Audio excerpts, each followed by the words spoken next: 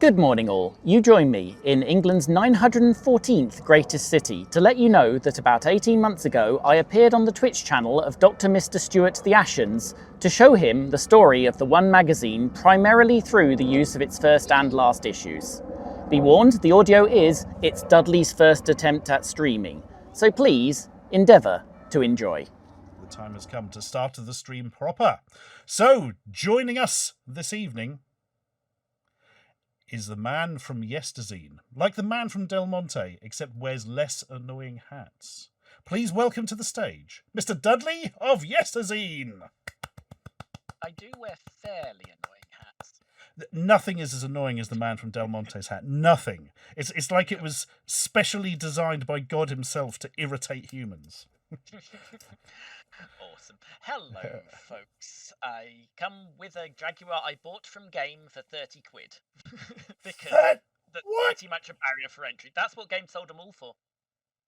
I could have sworn 30 I spent... 30 quid machine, 10 quid games, 10 quid controllers. And in fact, because it's in Yesterzine next month, I took a picture of my controller with the Game price sticker still on it today. So... Holy crap. I thought I'd paid 70 for mine, but now you're saying that, I paid 70 because I bought another controller and some bits with it, didn't I? Of course! Yes, probably.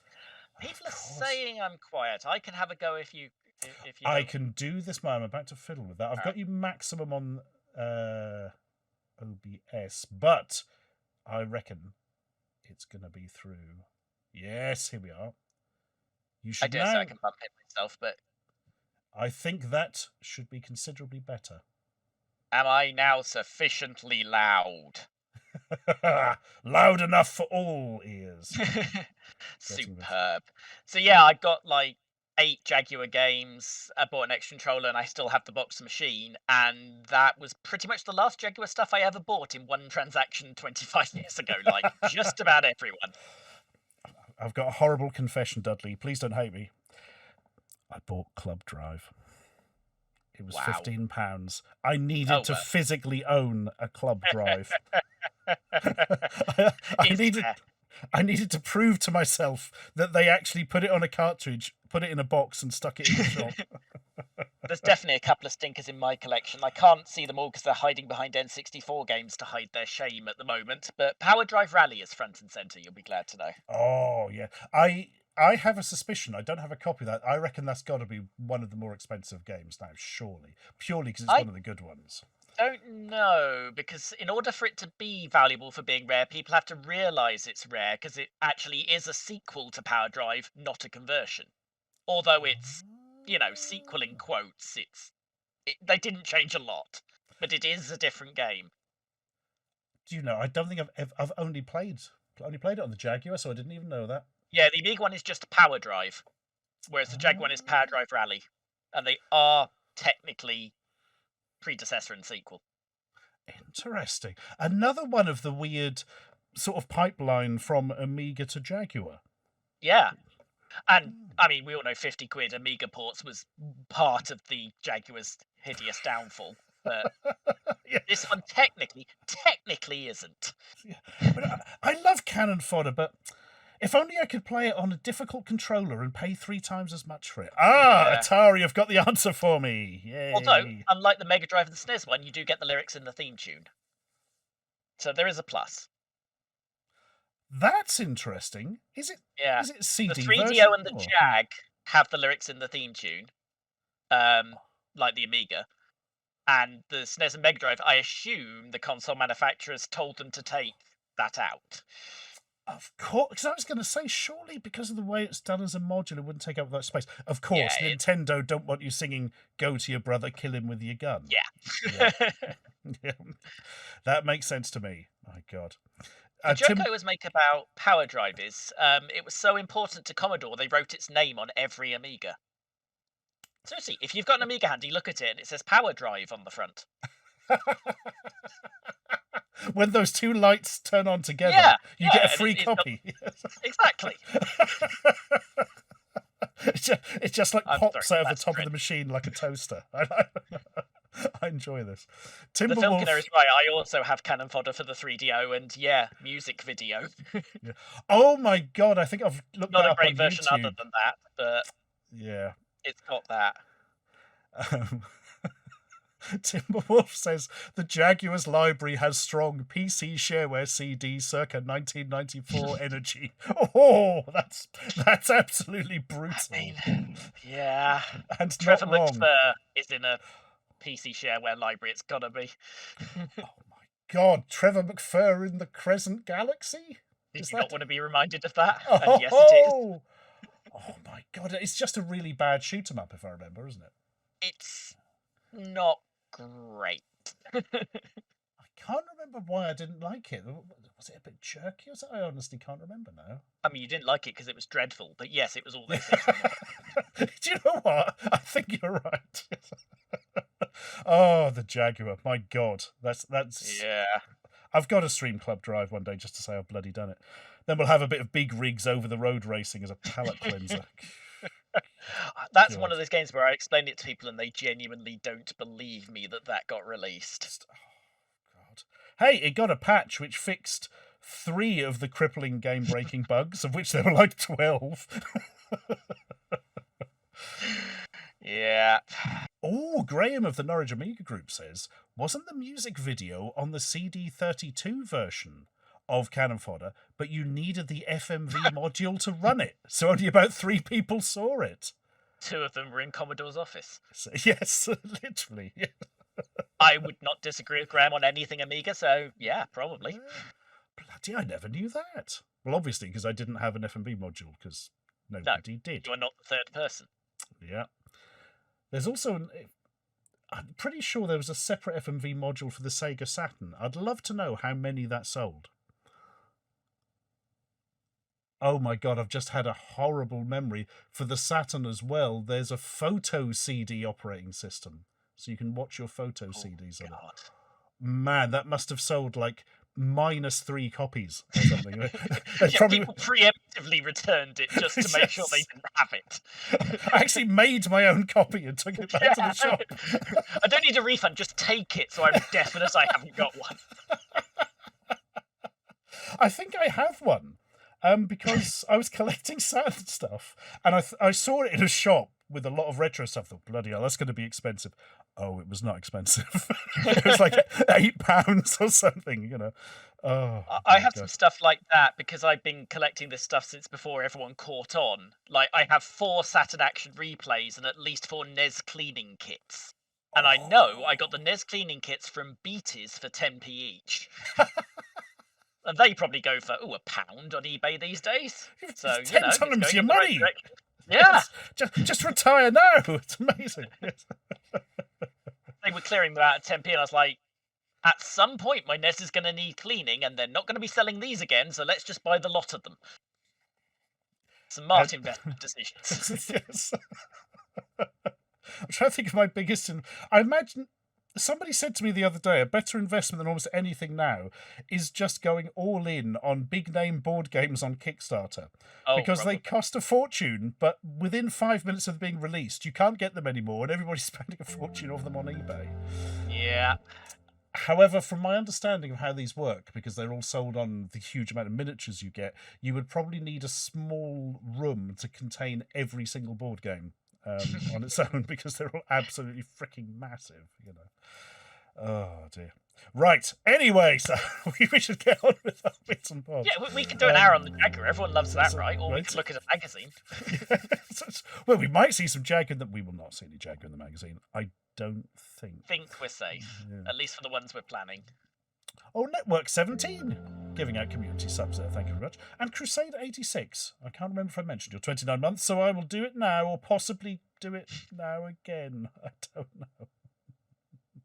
Amiga Square says, Commodore handled pretty much every single aspect of the CD32 with the sense of a hammer-stunned gerbil, from the price to the built-in memory to the games that came bundled with it. What's wrong with a Dangerous Streets pack? I mean, come on. Well, the first 2 words. Nintendo wishes it had Dangerous Streets. It had to make do with crappy old Street Fighter 2 when it could have had Shit, I was going to try and do a joke about one of the names of the characters in the game, and I literally can't remember any of them. Billy, I don't know. Oh, dear. Weeble Feeder, 1 year sub anniversary. Thank you very much. Right, the first thing I'm going to do is bring up a magazine, strangely enough, and I'm going to throw it over to Mr. Dudley so you can see it and know where we are. Bloop, bloop, bloop, bloop. There we are. Is that working for you, Dudley? Well, I have a picture of your icon, but no magazine as yet. Uh-oh. Which is concerning, given it worked 5 minutes ago. Yes, it worked perfectly. Is it there now? No. Do you have to click on something below? Yes. Yeah. We once got stuck for 20 minutes on that when it first started doing it, because it just wasn't an option the week before, and then suddenly it was hiding it under... Anyway, we are there. Let us throw this over. But before we do, I should quickly check chat there. Clockwork says, once again, I remember that the copy of Castles 2 I bought for the CD32 came with a square of paper saying, if there isn't enough save space to actually save your game, maybe Commodore will make a CD32 disk drive later. Bye. I have no idea if Amiga Square is kidding us there, which is kind of the point.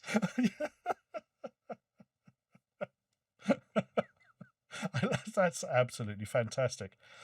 Oh, now Graham mentioning the zombified relaunch of the One. Hold that thought, everybody. And Amiga Square says Dangerous Streets characters. Yeah, who doesn't remember the Lycra-clad ninja disc jockey? Yes! Sergio Scapelli, that is one. That is true. Oh, good. Yep, genuinely. Yep. Of course, the One gave away the A500 version of Dangerous Streets for those who thought the 1200/CD32 one was too good.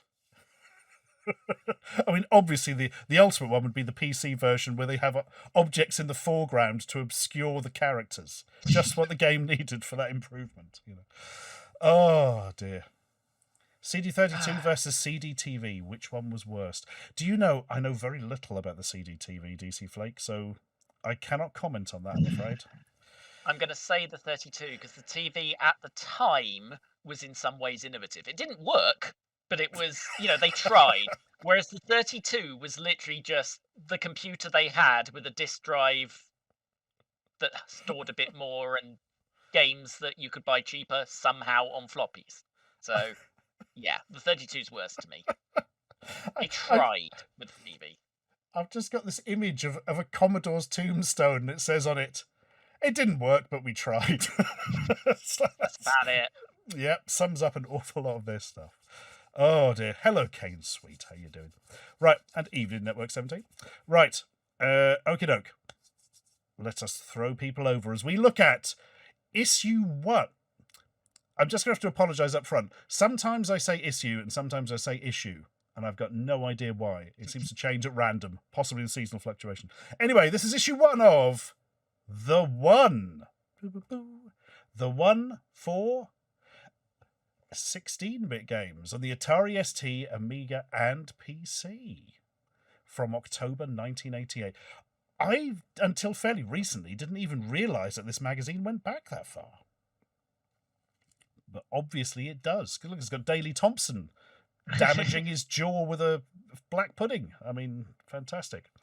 And you get to the split point, and they say everyone's covered. We're splitting into magazines for the ST and Amiga. End of sentence. Everyone's and then there covered. are 2 issue, I want to say 28, but there are 2...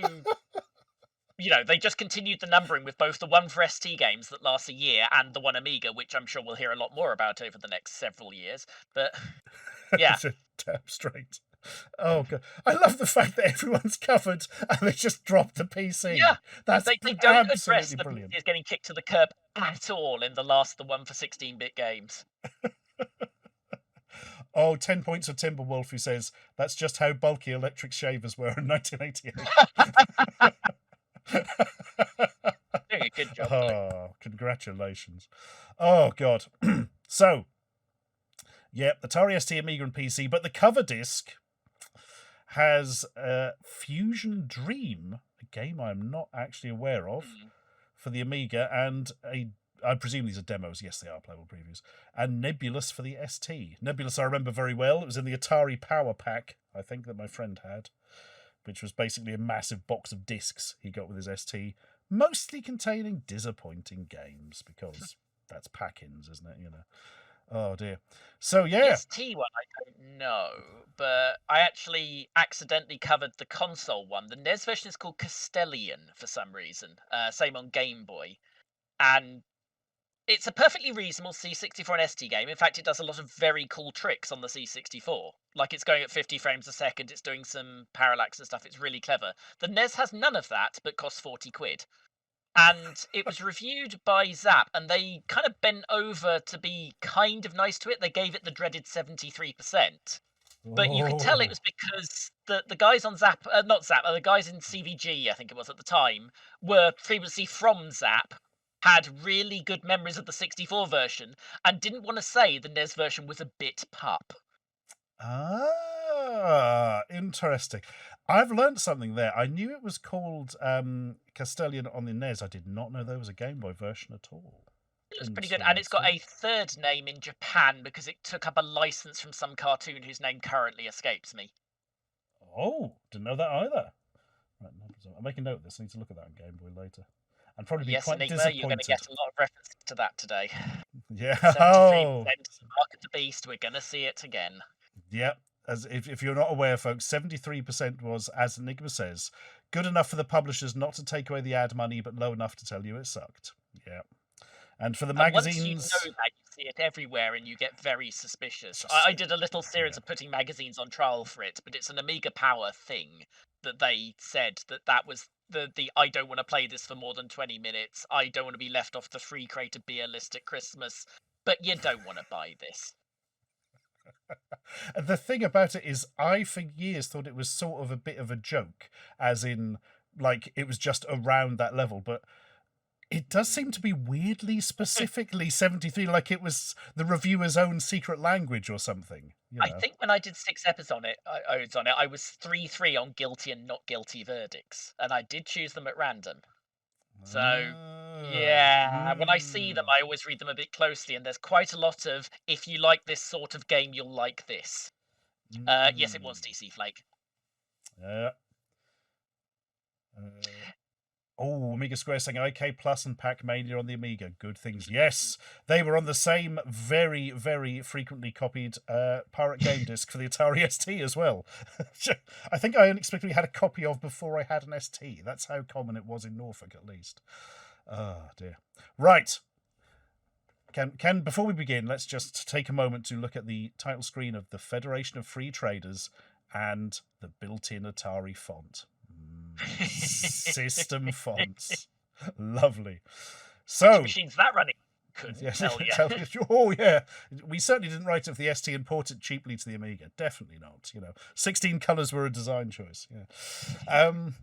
So, the reason we're showing this, and we'll have a quick look through, then we'll look at a later issue of the One of note, and then we will look at what was last published under the name of the One. I think we may have mentioned on stream before, but it makes me feel slightly unwell. It's really awful. Right, so what have we got in October 1988? The answer is... I've just looked on page 2, and crikey, that's a portrait of Mr. Thompson. That's amazing. It looks like it was generated by AI somehow. It's got that sort of smooth look to it. Look at the hair. He's been Lego manned. This is a shop dummy we made based on Daley Thompson. Yeah. He couldn't come in that day, so we've rigged up a mannequin. I don't know anything about the 16-bits or this game at all, actually. Obviously, I remember Daley Thompson's Decathlon, which was huge on the Spectrum and basically destroyed your keyboard. I presume this is similar, but a bit posher? It kind of looks it from the screenshots. I assume it's basically the same game because they all were. Although I have just noticed one thing. So the shot of him on this page, right? Is this him having spotted what they've done to him on the previous page?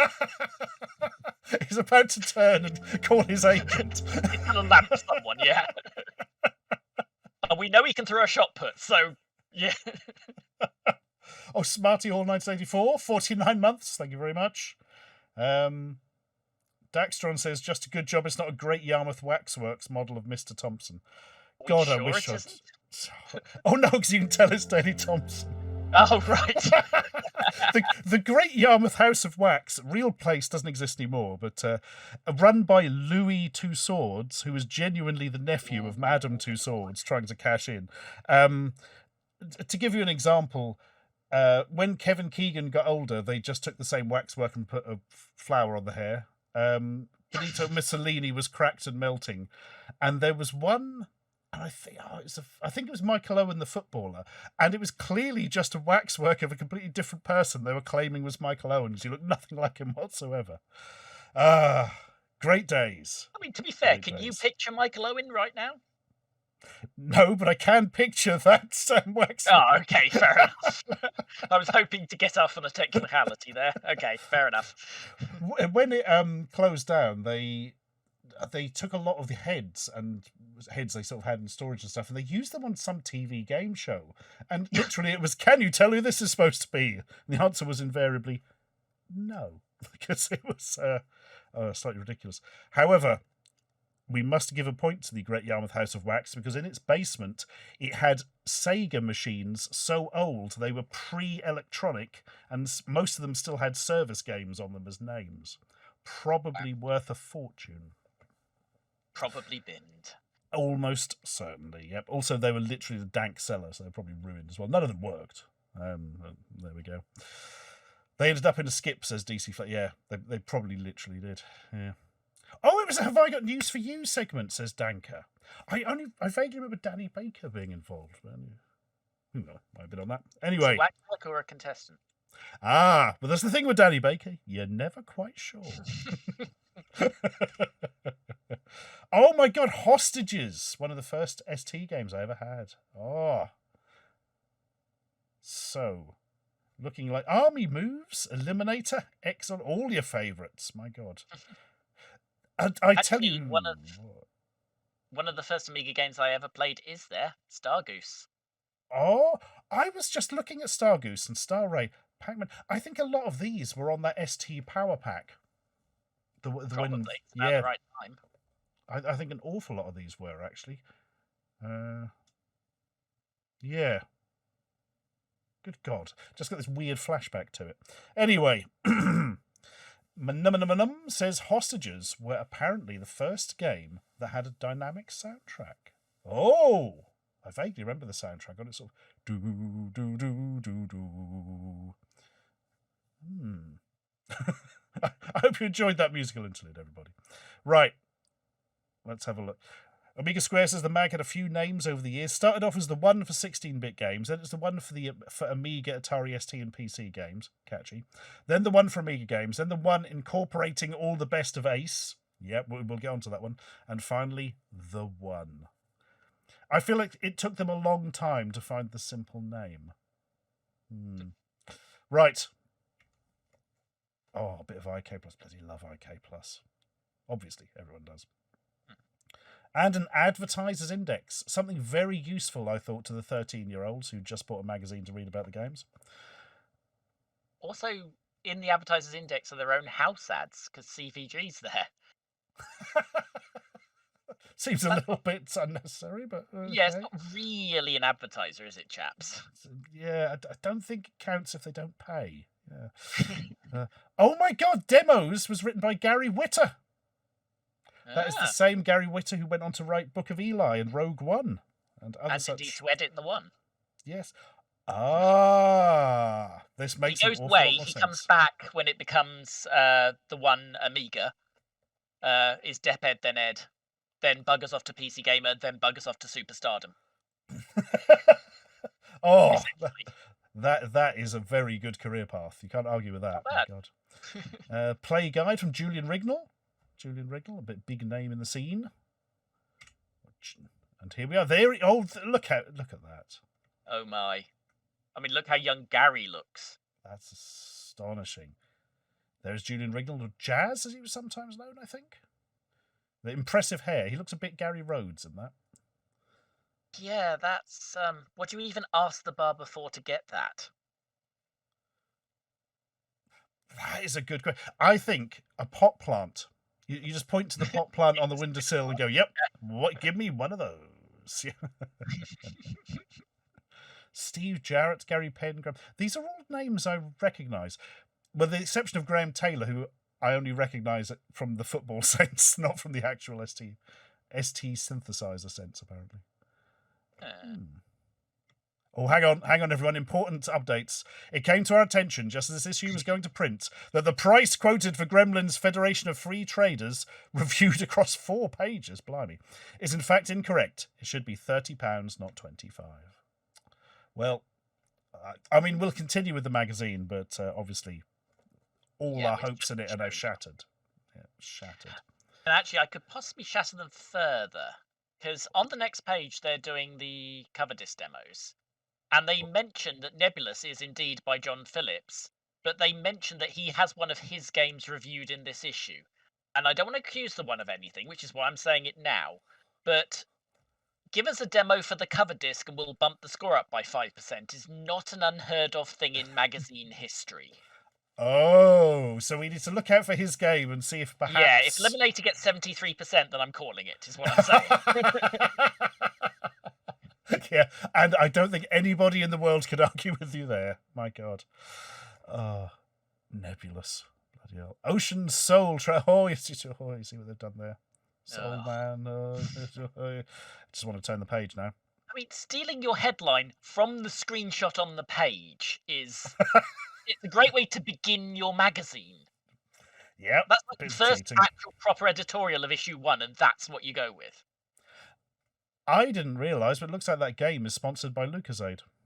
It is. It very, very is. And also by Adidas. If in the game, you literally have to pick which variety of Adidas trainer to wear for the race. And there's no gameplay to that. It's the right answer is the right answer every time. But if you pick the wrong one, you do like 21 seconds for the 100 meters. And I'm pretty certain I could do that barefoot. But yeah, literally in the game is that you have to pick the right trainers. What they should have done is had Adidas, then also some Puma and some Nike and that. But if you pick anything that isn't Adidas, you just lose pitifully. It takes you like 3 hours to do the 100-meter dash or something. And you're horribly crippled for life afterwards. And if you're sad enough to know your trainer history, especially Puma for that one. And if you don't drink Lucozade after every step, you just die. That actually is in the game. You do before the Olympics. You go through a bit of a training montage in which your performance essentially fills Lucozade bottles. So you're joking, but no, literally in it. It's why Olympic challenge is a bit shit compared to just playing decathlon. Hang on. So when he's training, Daley Thompson is filling up Lucozade bottles. Yeah, he's filling up bottles with a yellow liquid, and now I think about it. Oh my God, that's so wonderful. Yeah, everyone in chat's making the same joke I'm making. Yeah, absolutely. I wonder if there'll be pictures of that when we get to the review, but yeah, it's certainly in the Spectrum version, which is the one I had to look at. Oh God, that's just wonderful. Blazing Barrels. Sure as hell gets my vote. Blam. Is that Reagan? Yes, that is literally Ronald Reagan from one of the cowboy films he's in, I suppose. Oh, wow. So, but by the time you're posting this, he's been and gone as president, so it's a bit of a weird... Even if it's relevant, it's a bit weird to use it. What are they advertising? ICOM Simulations UK. Coming soon on ST Amiga and Apple Mac. Yeah, I don't know the game. Telecom Soft. Wow. Bloody hell. So it's a hang on. I'm going to have to Google this one, see if I can find out what on earth this is. ICOM Simulations UK Limited. Sounds more like... So is Blazing Barrels the game? It must be, I would assume so. I mean, if you can't find it on Google, we'll just simply pop down to the PC show at Earl's Court. Yeah, but just nip off there, We'll be back in a moment, folks. Here we are. The only link I can find for it is on Games That Weren't. Yeah. I've got that book, actually, so I have to have a look and see if it's in there, but yeah, okay. Yeah, that is, it was never released. Never released. Oh, well. Which answers the girl with the Dragon 32's question, who in the 90s was buying Apple games? No one, they didn't release it. Yeah, yeah, simple answer to that. If you don't release your games... You can make them for whatever you like. Yep, we're going to release this on OS2 Warp. Yep, it's going to be fine. Yep. Oh, dear. Now you've made me remember OS2 Warp. Oh, God. There was... I had to use that for several years in a job because it was the only thing that ran whatever awful systems they had. Oh, God. Nag Graham has pointed out something here, which is that it's a pretty terrible advert if you're not sure which part of the ad refers to the game name. Yeah. I think that just about sums it up. It's an even worse ad if it's for something you can't ever buy. I think the game name could technically be either of those top two things or neither, couldn't it? Yeah, absolutely. I was going to look up ICOM simulation until I spotted the limited bit and then realised that's clearly a company. But there we are. Oh, dear. Ocean still steaming ahead. Okay. Well, I've had some of their games referred to as a steaming pile, but I don't think that's what we're going for here. Yeah. What have we got coming out? Afterburner, Operation Wolf, Grisor, that was Contra outside of North America, wasn't it? And they've got a car you can look at a PC show. Hooray! Oh, wow. See, a game that will never get released and a car. I want to go to this show, Stuart. And next week we've got a show with a car that was never released and a game. It's going to be amazing. Yeah. Oh, that's a pun. Oh, God. SEUCK. I'd press the alert button, but I turned it off. Oh, no, I've still got it here. That's the stuff. So this is when they were converting it from C64 to Amiga and ST, which Also, if you were hoping that would go back to the magazine on stream, I've got bad news. Oh, no! Oh, dodged a bullet there. I still don't understand why the C64 version of SEUCK is so much better than the 16-bit one. Yeah. Just madness. And actually, the ST one is better than the Amiga one. Oh, now that's interesting, because I used neither the are ST great, one. But Why is it better? Does it have a few more options, or...? I don't really remember, but I do remember as a friend group we had ST and Amiga people, and we finished several games and released them as PD on ST, and none of us managed to get through an Amiga one. So I assume it was either slower or clunkier, or the Amiga owners were lazy, I guess. But I never used it on the ST. I think what it is with the C64 is, even if it wasn't better, and I've never used it, so it might be, what you produce in it is closer to a real C64 game than what you get out of it on the 16 bits is to Swiv. So maybe it's that. Maybe just not got a hope of producing anything. I think that is a big aspect of it. And for some reason, there's more like options on the C64 one. You can do sort of cleverer things. Whereas on the... You're very, very stuck with a few very basic options on the sort of 16 bits for some reason. I bow to the person of many M's and N's because they've almost certainly used both more recently than me. So, Amiga owners lazy. You heard it here first. Yeah. I think we all knew it in our hearts, but now we've got scientific proof. Manum says, I would say ST SEUCK is worse because it's the same as Amiga but without samples. Akis the Protogen owns an ST. You get a small salute. Especially because I saw it, they had several STs in Forgotten Worlds, and I tell you what, they've gone up in price recently. They're not mad, but, compared to what they were. The Running Man. A film I loved as a child. Still kind of do. Nothing like the book. Not even a little bit. I've heard this, but know nothing about the book. The book is basically a wider scope. It's broadly the same plot, but like in the entire world. Oh. And so, yeah, you get, as I recall, you get released into the world. You have to survive 30 days without someone shooting you in the book. And there are obviously rules like you have to call in every X and so forth and so forth. But I guess it would be tricky to film that as a movie anyway. But yeah, it's a much, much wider scope. That's interesting. But yeah, I like the movie. For what it is. The game's bloody awful, if I remember. It looks it, if that's supposed to be it. Oh no, it's not. It's Driller. Okay, good. I would love to see a version of the Running Man in Freescape. That would be. Well, it does sort of look like it's trying to be a Running Man game, but that's just because Freescape always looks very 80s. Yes, entirely true. I had the Running Man game for the Spectrum. I actually wrote how to complete it to send into Crash Magazine, but I never actually sent it in. Probably because it was so pathetically easy that anybody could work it out in about 8 seconds. It's also the only game in history where you get your energy back by kicking dogs. Oh, God. If you're going by the movie, isn't Smash TV literally the Running Man game? Yeah. Kind of is, really, right? isn't it? Yeah. Just a Running Man with a lot more stalkers. Like millions on every level. My God. Yeah, because game. But that's what they're trying to do, right? Oh, Stuart Kenny says Edgar Wright is going to do a new version of the Running Man, and his version will be closer to the book. Interesting. Yeah, you could probably do it these days. Also, hello, Stuart. Yeah. I just want to see a film based on climbing for dollars. The one where they're just climbing up a rope and pulling dollars off, and then they fall down and a dog bites them or something. I want 2.5 hours of that, preferably by Peter Jackson. Fantastic. Who do you have hosting that? Well, Arnold. Yeah. No. Yeah. But I don't want it to be made for another 5 years, so he's like really, really old and not quite up to it, to make the whole thing seem really awkward. Yeah. Oh dear. Your quest is interstellar wealth and to hell with glory.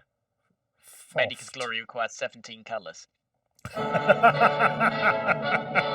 hey, look, the ad gets its price right. Yeah, if only they'd read their own advertiser's index, but no, too busy putting themselves in there. That was the problem. Oh dear. Erica the Great, 2 years sub anniversary. Thank you very much indeed. Many salutes. Yeah, this I really don't like this font for starters. You can't really see its words, let alone what they are, or letters. Sorry. This game always looks cripplingly boring to me. I have no idea if it is or not. I don't know it. I mean, the impression I'm getting, having never heard of it, is someone's trying to knock off Elite, presumably. Oh yeah. I think you're absolutely spot on with that. Yeah. They also came. The reason I know a bit about it is it came with an audio tape, and you could of like the game's theme, and for some reason, relatively recently, I put together a list of all the games that came with tapes. Tell you what, surprising number of them. I only thought there were like 4 or 5, but all sorts of weird shit. Does anybody want to work out how much $29.99 would be in today's money, inflationed up? I can do that from memory, unfortunately. It's a little over 100 quid. Whoa! I was expecting something like 75. 100 quid. Well, actually, it'll be more. Since 92, it's about 2.25 times. So wow. Since 88, probably 2.5. Oh. Yeah. Bloody hell. Yeah. I mean, you can get God of War 2 Ragnarok or whatever for 70 quid, or Federation of Free Traders for 100. Hooray. Or more to the point, even on Amiga, Elite's probably 15 quid at this point. At most. I mean, absolutely. Absolutely. And it's going to be far, far better. That's good God. It was right. Even if we ignore inflation, most games were 20, maybe 25. 30 is absolutely top end. Yeah. I can't even. I'm sure there is some game more expensive, but I can't think of it. Some of the micropro stuff started to be around this time, and obviously Rise of the Robots, someone had to mention it this stream, is more. But yeah, I mean, Amiga stuff until quite late in the life was generally $24.99, then VAT went up and it was $25.99. Bloody hell. So you're asking a lot to make someone buy whatever this apparently is. Was it reviewed? We'll get to it probably. Yeah, over 4 pages apparently. That's going to be. Of course, yes. Yes, that was the point about the missing price. Okay, so we'll get to see some justification, or they'll, give it 25. Sharp Object says, and Amiga was the cheaper option than the Super Nintendo, etc. Games used to be bloody expensive. Yeah, God, I can remember seeing the NES in like an Argos catalogue, which is the only place I ever saw one, and the games were like £35-40 when they were 10 on the Spectrum.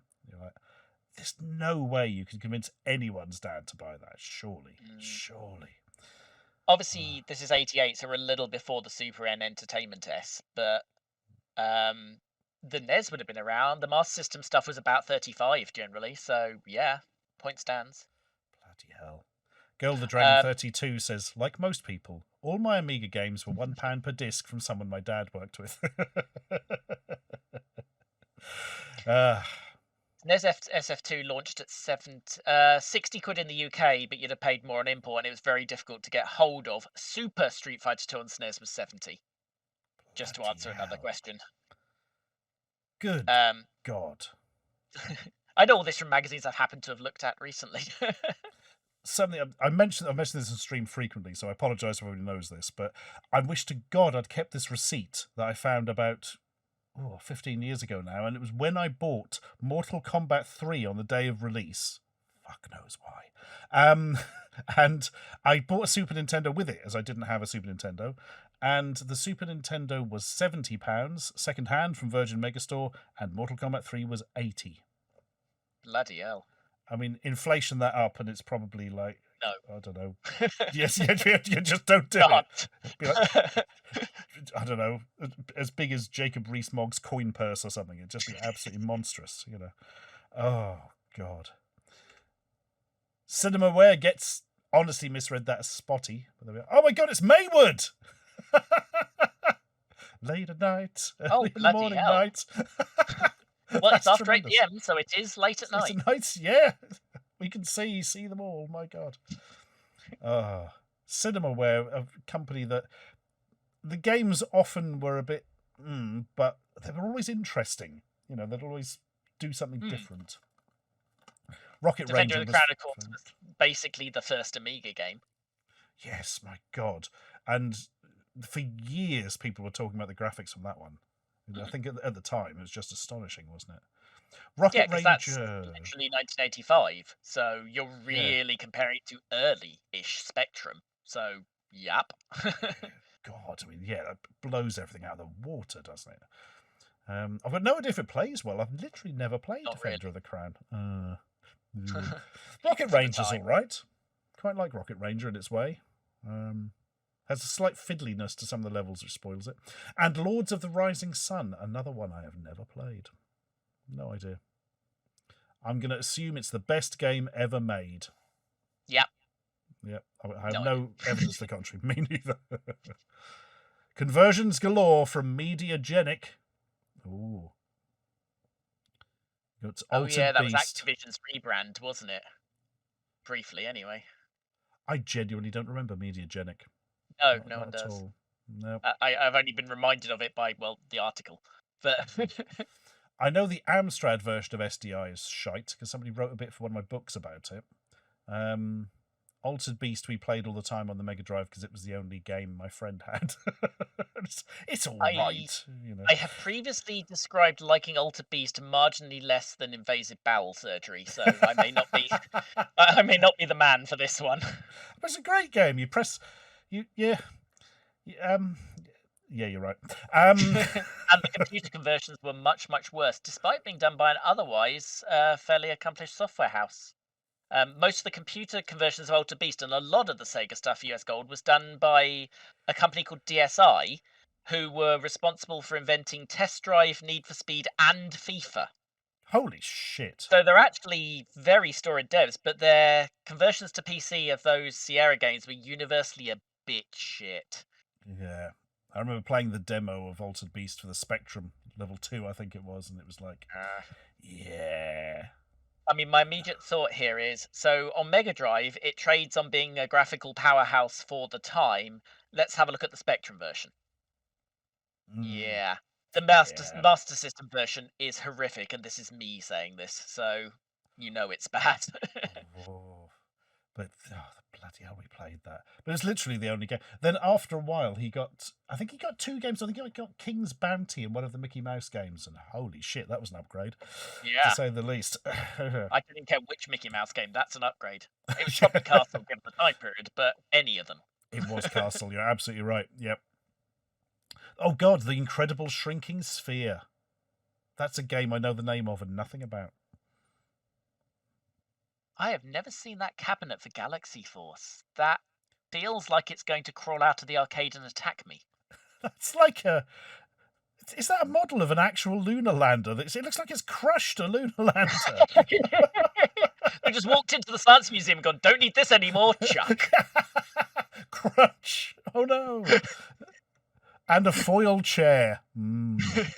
Don't bite it, folks. It'll get in your fillings. I am not aware of that cabinet at all. No. More of a simulator than a game, relying on a specialist hydraulic cabinet. But I've seen this game and I've never seen this cabinet. Similar to Afterburner in terms of gameplay, i.e. just hang on to your hat and keep firing. So providing Mediagenics conversion of Afterburner hits the mark, there's no reason why Galaxy Force shouldn't turn out just as dandy. Okay. And the person who asked about Telecomsoft, the next page. Gosh, that's thrown me. That's so odd. I know. Isn't there a 3D version of Galaxy Force 2 for the 3DS? Or am I completely imagining that? Oh. I'm trying to remember because I know what you're thinking of. There's a collection of a lot of 3D stuff. Yes, The Power Drift on 3DS is the best one. But I don't remember if Galaxy Force was in there. I don't know. But yeah, Power Drift really works in the 3D, as you'd think it would. I think I've got Outrun on 3DS. I need to check that, actually. If you've got the cart copy, I think Power Drift's on that. There are a bunch on the eShop, which is, of course, dead. But there's cartridge. There's one, maybe two cartridge collections. I think I bought it on the eShop. Why would I do such a stupid thing? That's probably lost to the ether now, isn't it? Never mind. Oh, dear. Oh, there is a 3D version of Galaxy Force 2. Good. As long as I didn't go mad. Telecomsoft Bonanza! That sounds like a stream title I'd come up with. Holy shit. On the scrounge for odds and sods inside a tree. Offbeat arcade adventure action with Verminator. Don't remember that one. Little orc guy and weird mushrooms and weapons and things. Okay. I was distracted by the slight piece of unfortunateness for Gremlin as we go big on Elite on the ST. You know, the game you'll probably want to buy as opposed to spending 30 quid on Federation. Yes. Does this mean Elite wasn't on the ST until this late? Text to try and figure this out, but maybe not. No! Are set to release. Oh god, that means it's going to basically be simultaneous with Federation of Free Traders. Oh. Would you like to buy this excellent game or a really bad one based on it? Enjoy. Yeah. Oh. At least so the bad one's cheaper, right? Right? It's funny you ask that. It doesn't say a price for Elite here, but I'm going to place a bet that it's 20 quid. It seems very likely. David Braben's Virus. Oh, I really liked Virus. One of those games with an insane control system, but when you finally figure it out, it sort of plays like nothing else. And I don't think it was actually much fun to play properly. I just liked swooshing the ship about everywhere. I mean, that's enough, right? Yeah. Also, kept me happy. Speaking of less famous games from people who wrote incredibly famous games, one column left, Jeff Crammond and the Sentinel. Which relatively famous, but I would suggest Jeff Crammond is known for other things. Yes, particularly racy things, yeah. Very racy. Wait, let me rephrase that. No, okay, so I didn't that was my fault. What I mean is Jeff Crammond is a giant racist. That's it! Yes, no. God, Jesus Christ! Alert! Call the lawyers! Call the lawyers! For those of you not in the know, Jeff Crammond, it was Formula One Grand Prix racing games. Yes, and Stunt Car Racer. Depending on how serious you like your racing games. Stunt Car Racer, I still think that holds up in its way. Just an amazing The physics game. on that, as Timberwolf would explain to you, are actually appalling under the surface, but somehow they feel right. Absolutely, and that's all that matters when you're playing a game. Yep. Absolutely. There is, as a complete aside, there's a simulation rally game called Richard Burns Rally that people in the community still go wild over 20 years. I know someone on the dev team that thing basically doesn't have physics. They just made it a bit unresponsive over a fairly arcade physics model. But they've got away with it. People still think it's actually realistic. God. It was a complete cheat. But that's the thing, isn't it? It's all about how it feels, isn't it? It feels right to them. Go ahead. It's just funny to me that it's got a reputation it so doesn't deserve. But yeah, Stunt Car Racer cheats like mad as well, but it never claimed otherwise. It's running on like a Spectrum and so forth, but it feels like it doesn't. Oh, this is interesting. Ashley Nido says an unusual thing about Elite on NES is that it won't run outside of the PAL region. It is so resource intensive that the extra frame rate of NTSC is just a little too much for the processor to handle. Holy oh, wow. Shit. Blimey. I like that. That is fair enough, crikey. The Sentinel. The Sentinel is one of those games I wish I liked. It sort of has a really interesting atmosphere and an interesting idea behind it. It's incredibly unique and odd and of a certain time and austere and frightening and bizarre. I just don't like playing it at all. Just don't have any fun with it. Such a shame. And Jeff is one of that sort of small group of machine code genius programmers, and a lot of the games feel like they were written by machine code genius programmers. Him, Archer McLean, Chris Sawyer, those guys who basically were one-man bands, and sometimes that doesn't work. The same way like the Jeff Crammond F1 games all had the set the frame rate and I'll see if I can keep up with it thing, because that's how he coded it. So if you overload them, the frame rate itself doesn't slow down. It's still doing 30 frames per game second. It's just it might take your Amiga 2 days to do those 30 frames. But what frames they'll be. Oh, right. Starglider 2. Oh, God, I'd forgotten there was a Starglider 2. Holy shit. Inexplicably, my dad being interested in the first one, despite literally never playing a game and not playing that one. I don't know why he was interested in it, but I only know, I think, the Spectrum Starglider, but yeah, Argonaut we could do an entire 3 hours on very easily. They're responsible for a lot. I had I had Starglider of the Spectrum. I think I mostly read the novella more than playing the game, actually. God. That's entirely fair. Amiga Square mentions Emotion is one of those games where, like the Sentinel was for you, where everyone loves it and they didn't quite get it. I actually agree. I know it is the Game of Harmony, I think. Again, it's on Game Boy under that name. And I continue to play it and think, I should be enjoying this. And I'm kind of not. I hate Emotion. I hate it. Yeah, then don't play the Game Boy one. No, I remember playing it a bit back in the day. There's something about the physics and the way it's done that just kind of sets my teeth on edge. I don't know how to describe it, but you feel like you're just throwing things at. No, yeah, can't be dealing fair. with that. No. Well, here's Federation of Free Traders. Ooh. Don't worry, everyone. We've worked out why it took 4 pages to review it. Yeah, it's still 150 words, but 4 pages. It's more negative space than the bloody some evil dimension from Star Trek. My God. Yeah, it's extremely elite, isn't it? Just from the screenshots. Yeah, it looks a bit weirdly empty elite. Let's have a look at the verdict box. Yeah. Big game with plenty of blasting and trading fun. I can't imagine what that reminds me of. Yeah. Oh, look, comparisons will undoubtedly be made between it and Iconsoft's Elite. Aha! But they don't review Elite till next month, so interesting. I don't know how Amiga or ST Elite turned out. It's not the ones I've played. But they're quite fond of this, apparently. I wonder which version the screenshots are from, because they're apparently reviewing. Or is it just ST they're reviewing? They're reviewing the ST, and there's a Amiga box at the bottom. That's what those icons are, I think. There we are. So yes, not ready. Screenshots of the ST. Yep, that makes sense. 89%.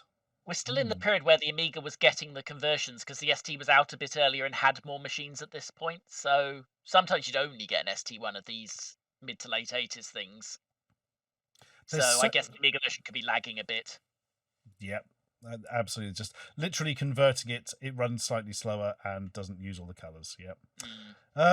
Those were the days. Like CPC ports from the Spectrum. Oh God, I never had a CBC, but I retroactively feel bad because the machine is so capable of various interesting things, and yet, nope, you're going to get a shit Spectrum version with no colour in it that runs about 2/3 of the speed it should. Yeah. Lovely. I did not know Super Hang-On had a proper MotoGP tie-in. What's the point of that? It's nothing to do with circuit racing. But okay, fair enough. Yeah, that's a good point you make there, actually. Yes. God. Colour monitor required. Or, a television. How would they know? Like, you could play that in black and white. Yeah. Oh, well. Oh, no! Because they're talking exclusively about the Atari ST, and the Atari ST mono monitor was a completely different beast, wasn't it? Yes, okay, yeah. I was wondering what on earth they were talking about for a second, but yeah.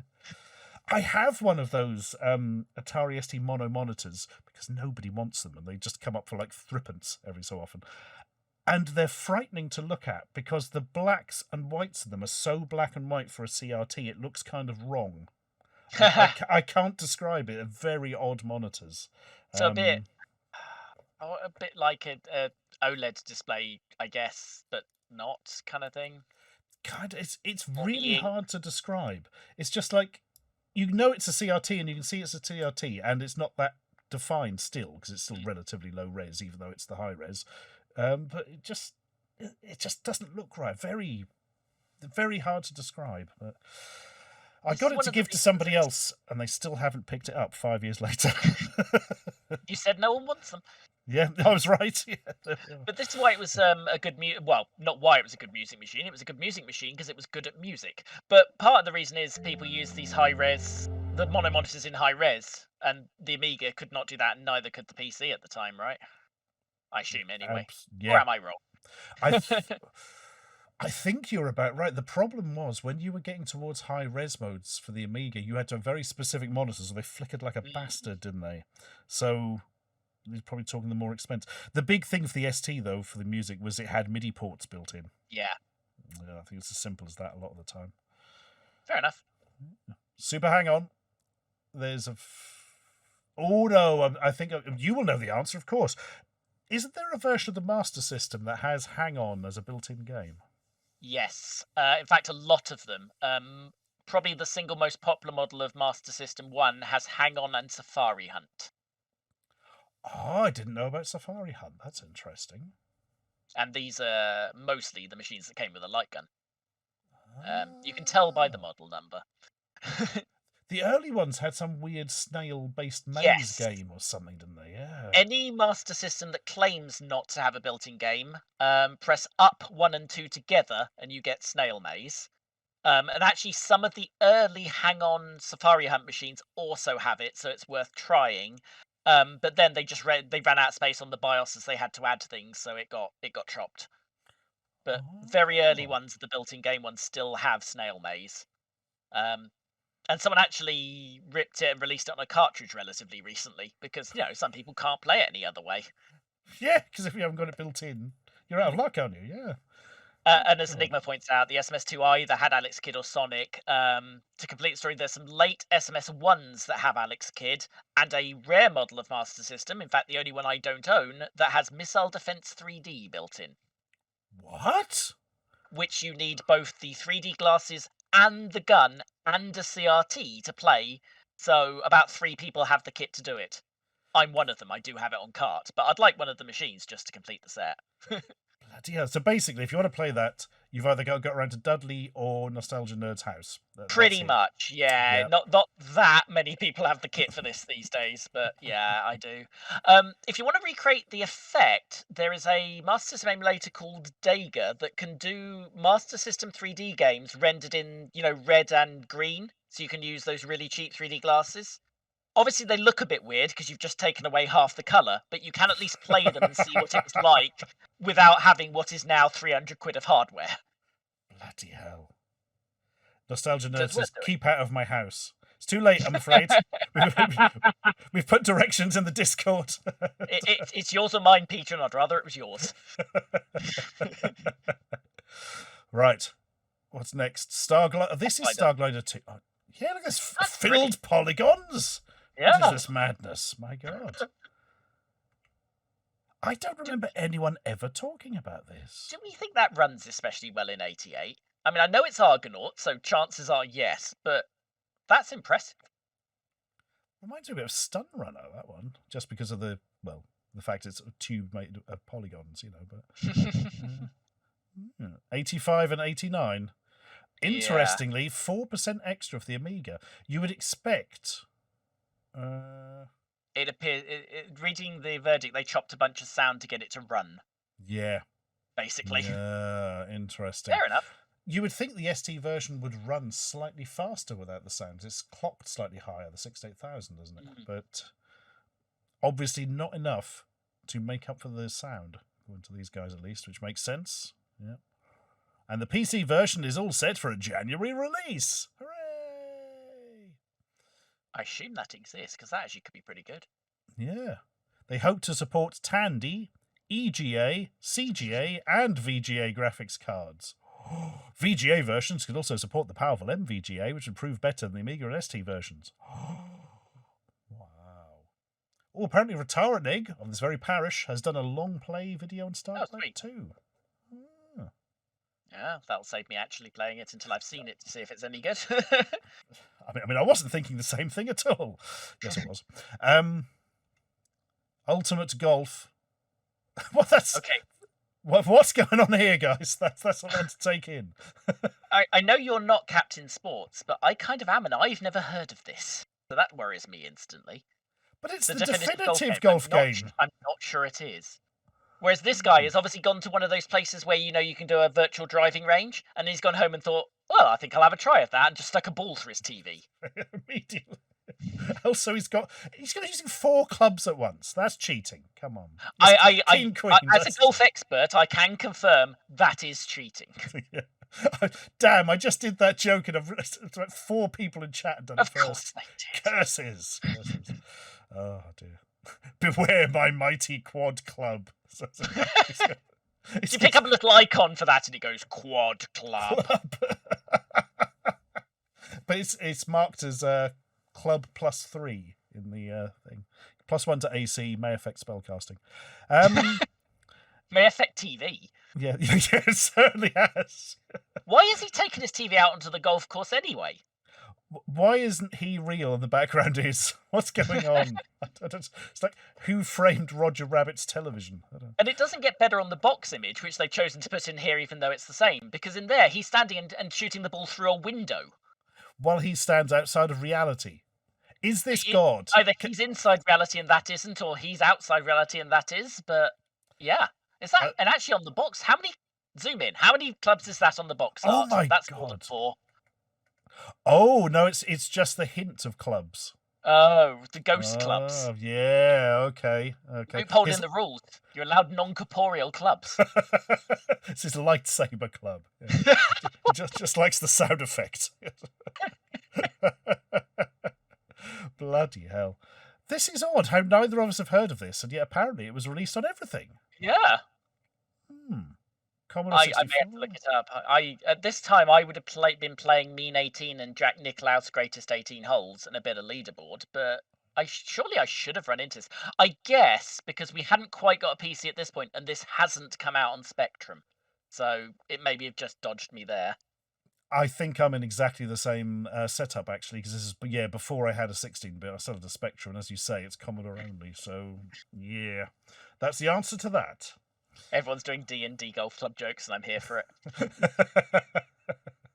And the obligatory Lee Carvalho's putting challenge.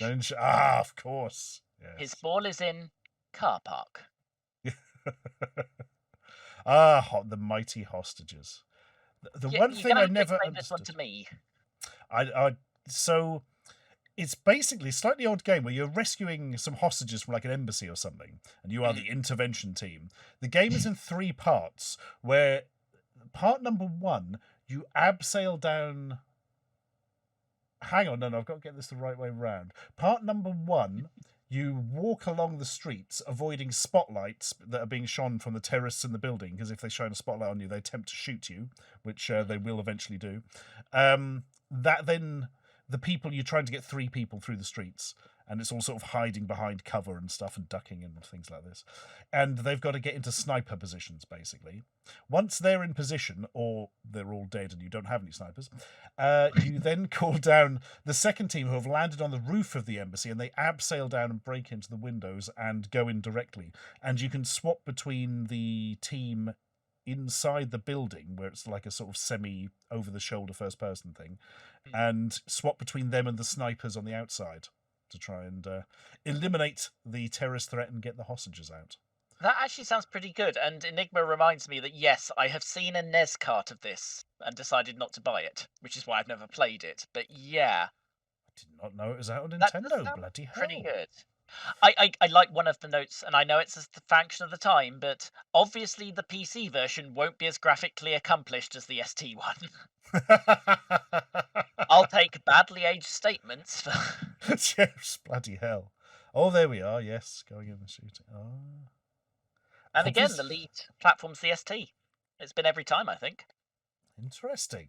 There's a semi-sequel to this called Alcatraz, I think. It's one of those games I remember exists once every 3 years and then forget to actually play it. But I must do that some point in my life. Yeah. This was called... We haven't played everything. Yeah, it feels like it. Apparently called Hostage, the Embassy Mission, or Rescue, the Embassy Mission. On the I think Rescue is the one is how I saw it. Yeah. I mean, it's literally, there was a cart in my local CEX, and at the time I gave it a quick Google and didn't happen to buy it. But that's a vague memory I have. Although, no, my memory, I'll probably go to my shelf after this and it'll be sat there. But Quadralian, Star Goose, Star Ray. Oh, yes. Seem to recall Star Goose being quite good. And Star Ray not, or have I got that backwards? It's 1988. It's one of the first Amiga games I played at my cousin's house. I remember loving Star Goose, but this could absolutely be grading it on a curve, and it might be one I should not play again today just in case. But I'm pretty sure I'm pretty sure it's pretty good. I'm pretty sure Star Goose was much better than Star Ray. I think that is the correct way round, isn't it? Can anyone in chat? Sven Apfel says Star Goose was awesome. Good enough for me. Yes. There we are. I'll have to give it another try then. My God. But yeah, Quadralian, I don't really know. No. Oh my God. Is that another shooter? Hang on. Quadralian, I mean. Is that what? I'm just going by the screenshot. Yeah, I think probably. It's hard to tell, isn't it? It kind of looks like an ocean movie game tie-in sub-game where you've got to like slide puzzles around. You can't tell what's going on, but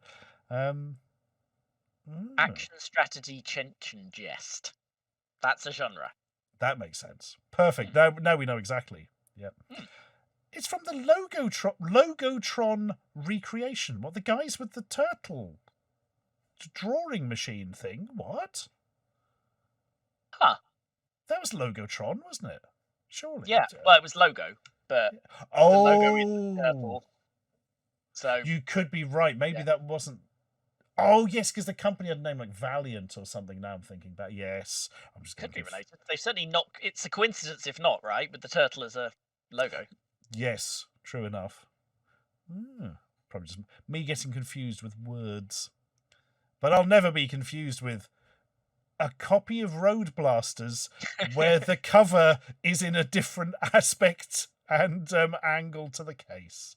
God, wow. Imagine they produced the box like that. Oh, I see what they've tried to do. They've tried to make it 3D. Look at what they've done with Street Fighter there. Yeah, that's absolutely monstrous. Graphics design is my passion. That is, if these existed in real life, they'd summon Cthulhu or something. Just like, or you'd walk through to another dimension in them. God. Oh. Road Blasters. Was Road Blasters better than Overlander? I still never haven't made up my mind on that after 493 years. I'm taking the 5th on that one. Yeah. Street Fighter. Oh God. Bionic Commando. With the bizarre 2 Commodore 64 versions, one of them fantastic and one of them appalling. I think it was the American version's appalling and the European one's good for that. Oh, so weird. So the point is, buy one of these ST games and you'll want all the others. Yeah. I'm not convinced that's universally true, looking at this list. Although there is some good stuff. I mean, yeah. Yeah. I mean, the ST port of Outrun, I fear, was one of DSi's finest. Because it was Outrun on PC that they got sued for. Oh, God. What did they get sued for? I can't remember now. Okay, so... After making Test Drive 2 for Accolade, they did Outrun for US Gold and Sega, and Accolade alleged they'd reused code. And the Accolade claimed to own the Test Drive code. DSi pointed out it was only basic code to clear the screen and that stuff. Accolade did lose the case, but that's why Test Drive went away from the creators and they ended up doing Need for Speed.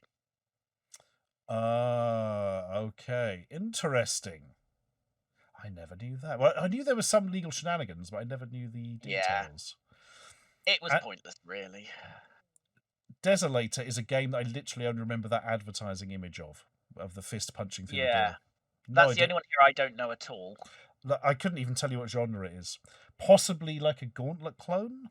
Or that I could have made that up. It's unfortunate given what's 2 down from it. Yeah. Oh, yeah. Gauntlet 2. Do you want the real thing or this? Could be completely wrong on that, though. Yeah, bloody hell, yeah. Gauntlet 2. And Gauntlet 2 on ST was great. Really, really good. Is Gauntlet bad on anything? Oh, now that is a good question. It depends if you're counting things like Gauntlet 3. As long as you stop before the third. Let's count the proper yeah. Gauntlet. And I'll allow Gauntlet 4 and Mega Drive because that's basically Gauntlet 1. And whatever the hell that game was on Lynx that they claimed was Gauntlet 3 and clearly wasn't. Do not remember. Oh, that's so weird. I think they called it Gauntlet 3, but it's got like people with laser guns and things in it. It's just not Gauntlet at all. Bot's making your point for you, yeah. Yeah, bloody hell. But no one's come out with a genuinely bad actual version of Gauntlet, just versions that recreate it poorly. The Master System one is very good, but is only 2-player because that's all you can do on the system, unfortunately. Makes sense. There's no multi-tap or anything. I can remember playing the original Gauntlet on Spectrum, and it was pretty good. Pretty good. Yeah, the Spectrum version was good. I remember when we figured out that if we actually loaded it in the 128K mode, it had much better sound, and we felt like idiots for not having done it before. Am I that bloke that sometimes eats out of date things? Tragically, yes. Sky Chase. We couldn't afford colour for these pages. I've got no idea. Image work. Okay, so Mirrorsoft. Gary Witter gave it 66%. Nope.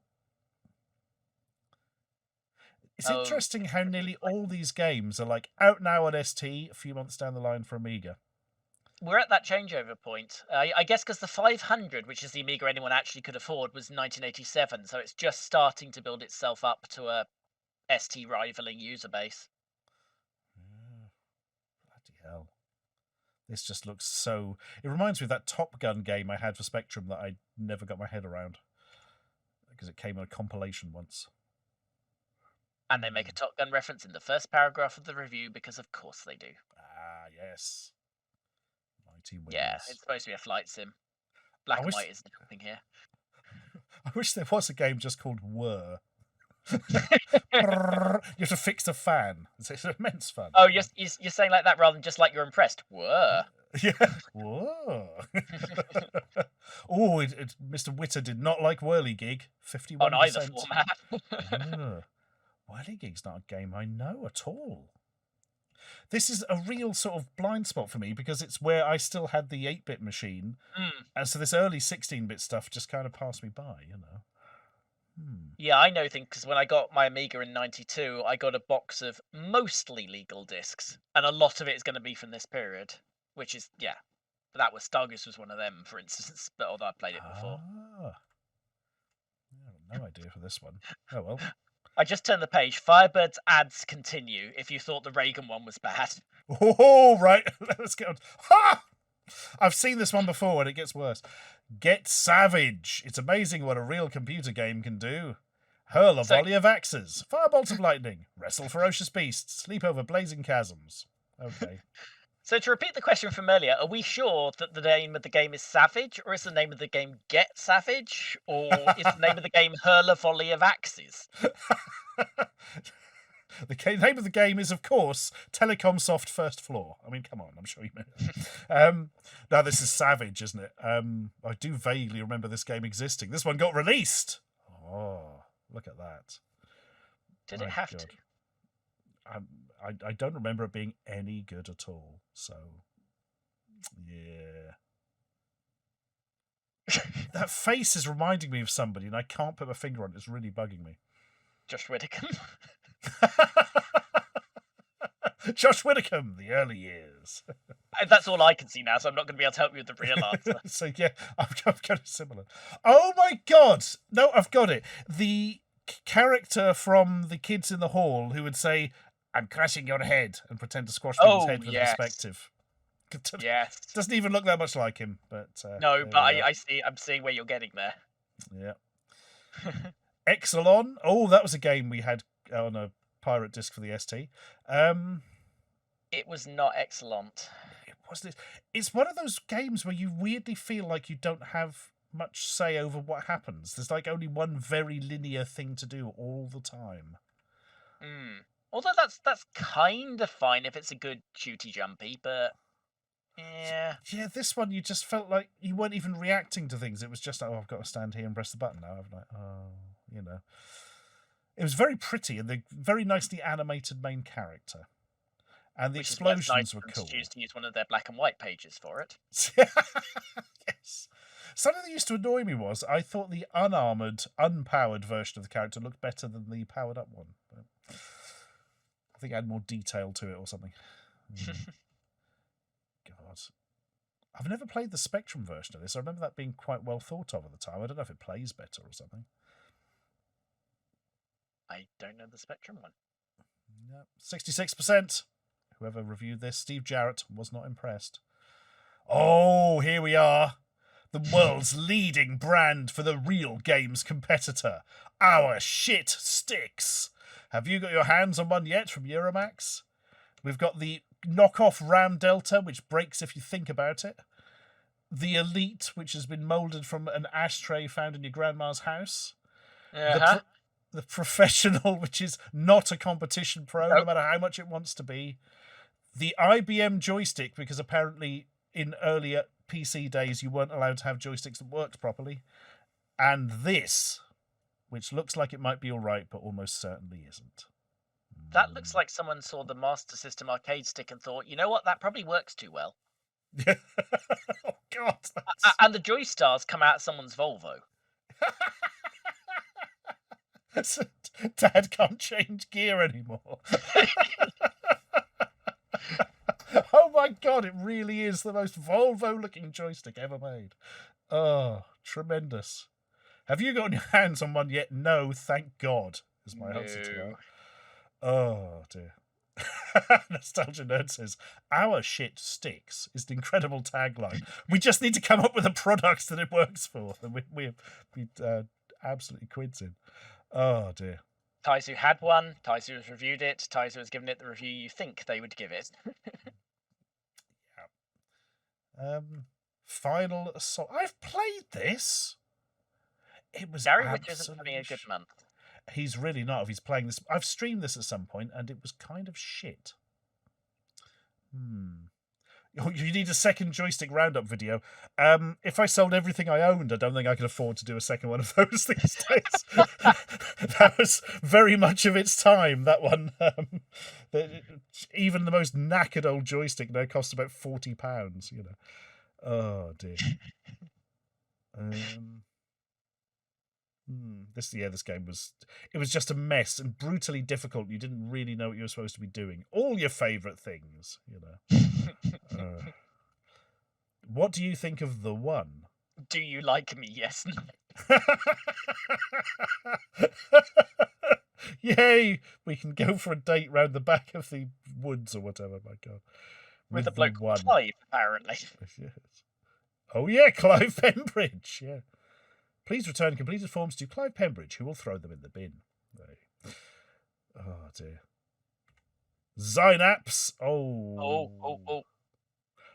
we go too much further, do not go down to the next page until you tell me what you think of Synapse. I've only played the Spectrum version, and I liked it. Had a lot of fun with it. Excellent. Yep. You may just take a peek at the next page. Dun, dun, dun, dun. Dun, dun, dun, dun, dun. The number of the beast. To be fair, grading on the curve this month, that's basically Gary Whitta's 95.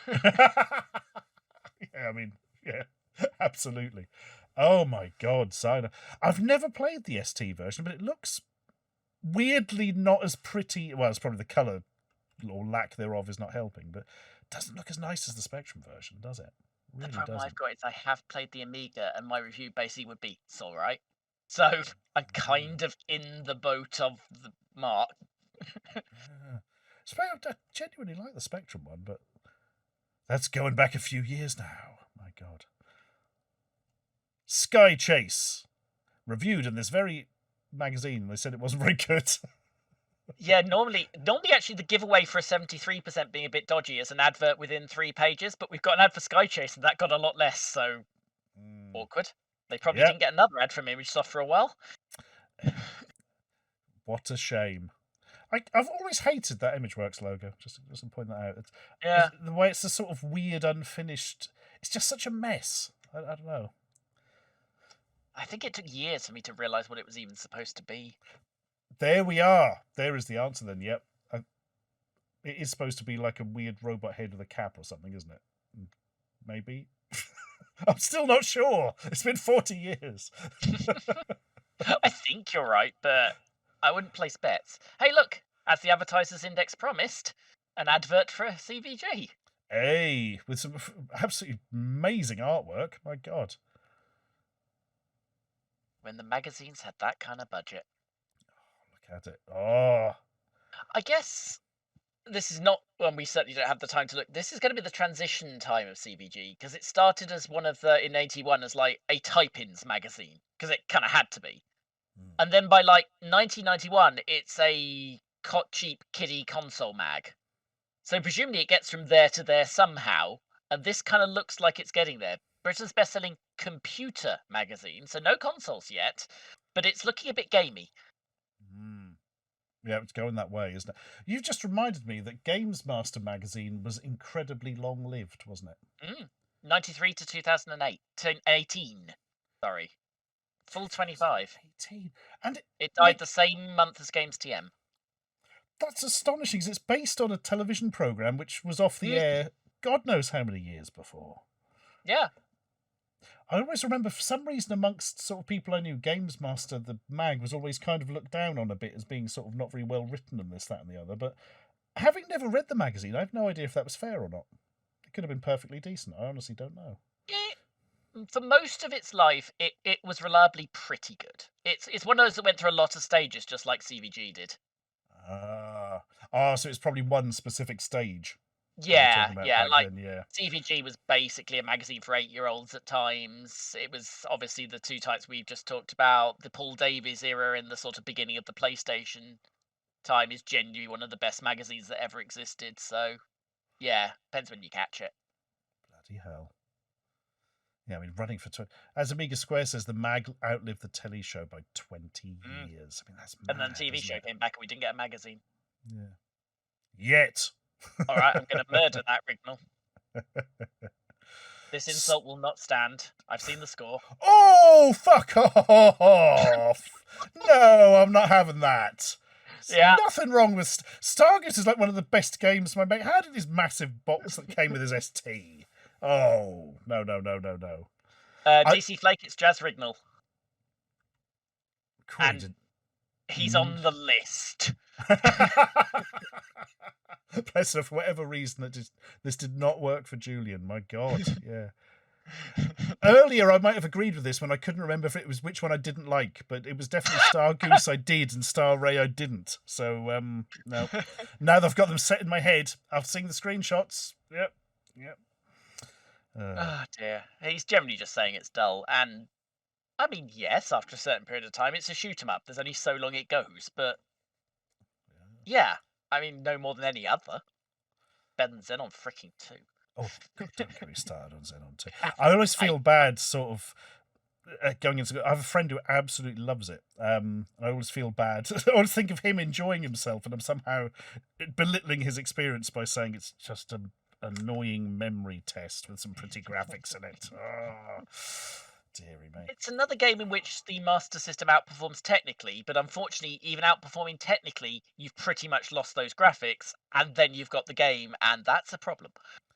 What's that I hear? Shadow of the Beast? Oh, yes. Yes. Shadow of the Beast also has a Master System version, where again it has a brave try, but again, it's not the Amiga one. Bloody Shadow of the Beast.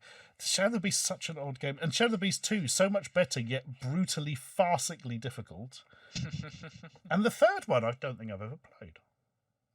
But anyway, I shall definitely replay Stargoose now and possibly tweet my rage, possibly at Rignal.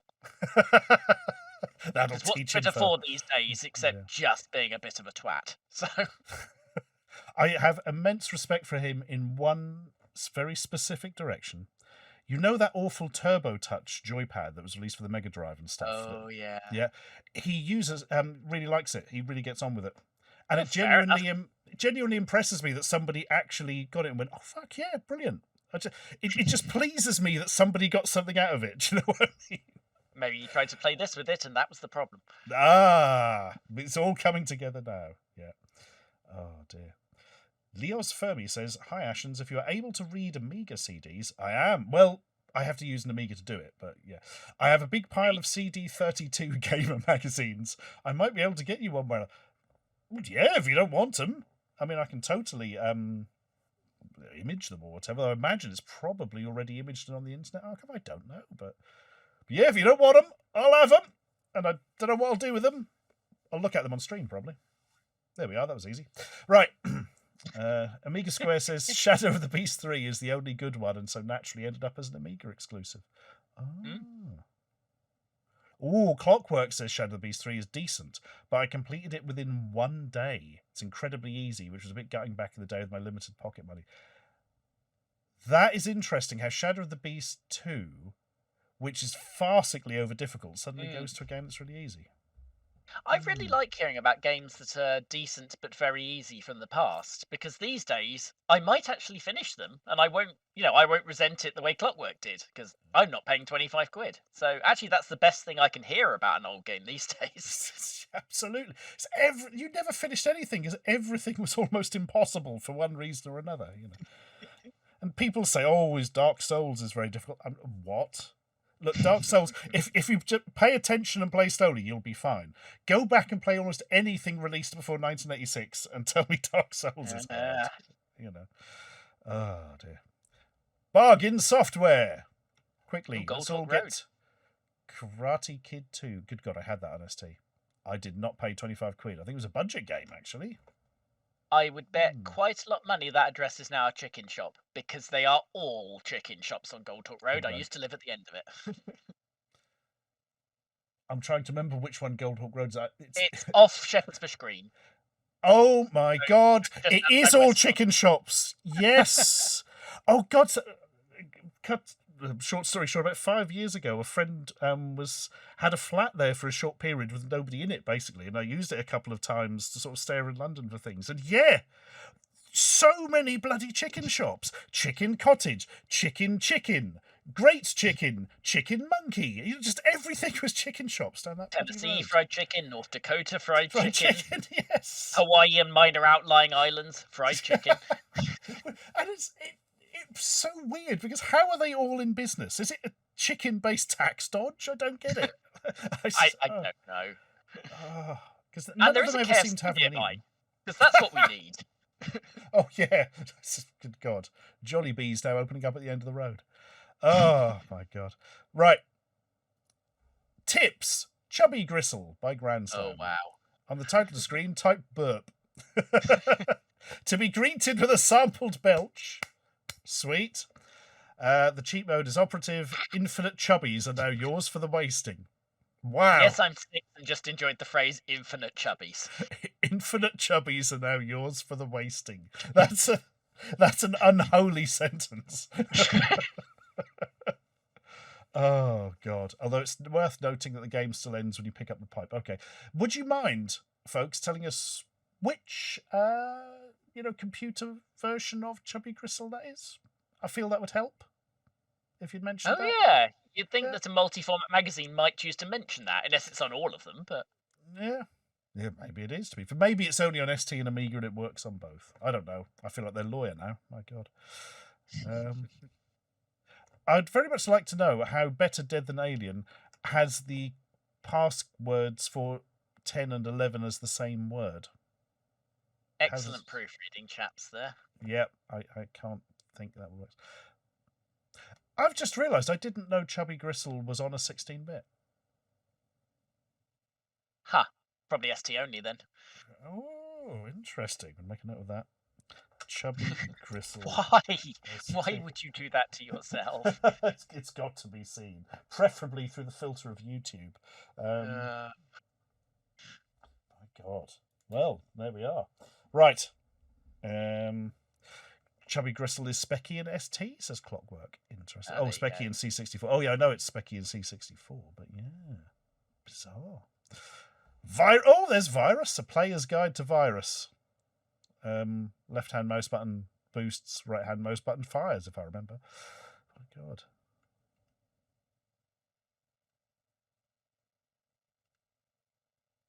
And an angle poise lamp, apparently. Interesting. My one weakness. Early Pixar will destroy me. That's a lot. Okay. Pixar lamp hasn't been U-treed. Yeah. Yes, not that we know of. You could have powerful lawyers. Right, I'll quickly read the Dungeon Master stuff because I know me Dungeon Master. Richard Corns of Kingswood of Swindon has handy hints which should help you complete the X game. In Dungeon 8, one of the rats has a message that says, "When is rock not rock?" Oh, yeah. Yes. This is just literally perfectly decent Dungeon Master hints. Yeah. Actually helpful. How boring. Yeah. Okay, that is a problem. To cast the spell Zokath Ra, you do Zokath Ra. You do not add on 14 X's. There is not an option for that. Yep, doesn't do it. Fair enough. Gauntlet 2, the easiest way of accessing the secret room is by collecting super shots. Don't pick them up until you've completely cleared a dungeon, then retrace your steps, pick up the super shots, and go to the exit without pressing the fire button. Keep this up to enter the room. I didn't even remember there being a secret room in Gauntlet 2, so, okay then. My Gauntlet 2 story is I went to one of those arcades that has free play, and my brother and I were playing it for about an hour, and then thought to look up how many levels Gauntlet 2 had. And that is the laugh of a man who knows Gauntlet 2 has infinite levels. Yes. Which the first one, in my defence, does not. Does it very much? No. Gauntlet 1, you can get to the end. Gauntlet 2, it literally goes on. We were on something forever. like 60 or 70. We're like, we should probably look up how long this goes on. Haven't used like 1 million credits, of course, but it's a free play. God. Yeah, makes no odds. You can literally play all infinite. No, you can't. That's not possible. But yes. Oh dear. That's horrible. This looks like he died, and this is some sort of. By the one, or we defile his corpse. Again, yes. Oh. Again. Eventually, the one defiled its own corpse, but we'll get onto that in a second. Well. Oh my God. That magazine will not take so long to get through. That's That's a polite way of putting it. My God. That is awful. It does look like an obituary, doesn't it? It is how you photograph people for that, yeah. Oh, they're sort of floating in white space. Oh, God. Right. Shekhana Mail Order Services. Dear Sir, I think this advertisement breaks some rules. Well, I mean, it's got the phrase access ordered by credit card line, which is just the worst way of saying that. I was trying to work out what a stab there meant, obviously established, but for a second I wondered if it was e-stab. And it was like some sort of... Say good point, not equal. Yes, exactly, or some sort of electronic way of hurting somebody remotely, I don't know. Oh, dear. You wouldn't want to be you wouldn't want to be the advert in the magazine that's next to the ASA ad, would you? It literally has this ad that says, "Dear sir, I think this advertisement breaks some rules." I'd be pretty pissed off if I was Chicana mail order services. Oh dear.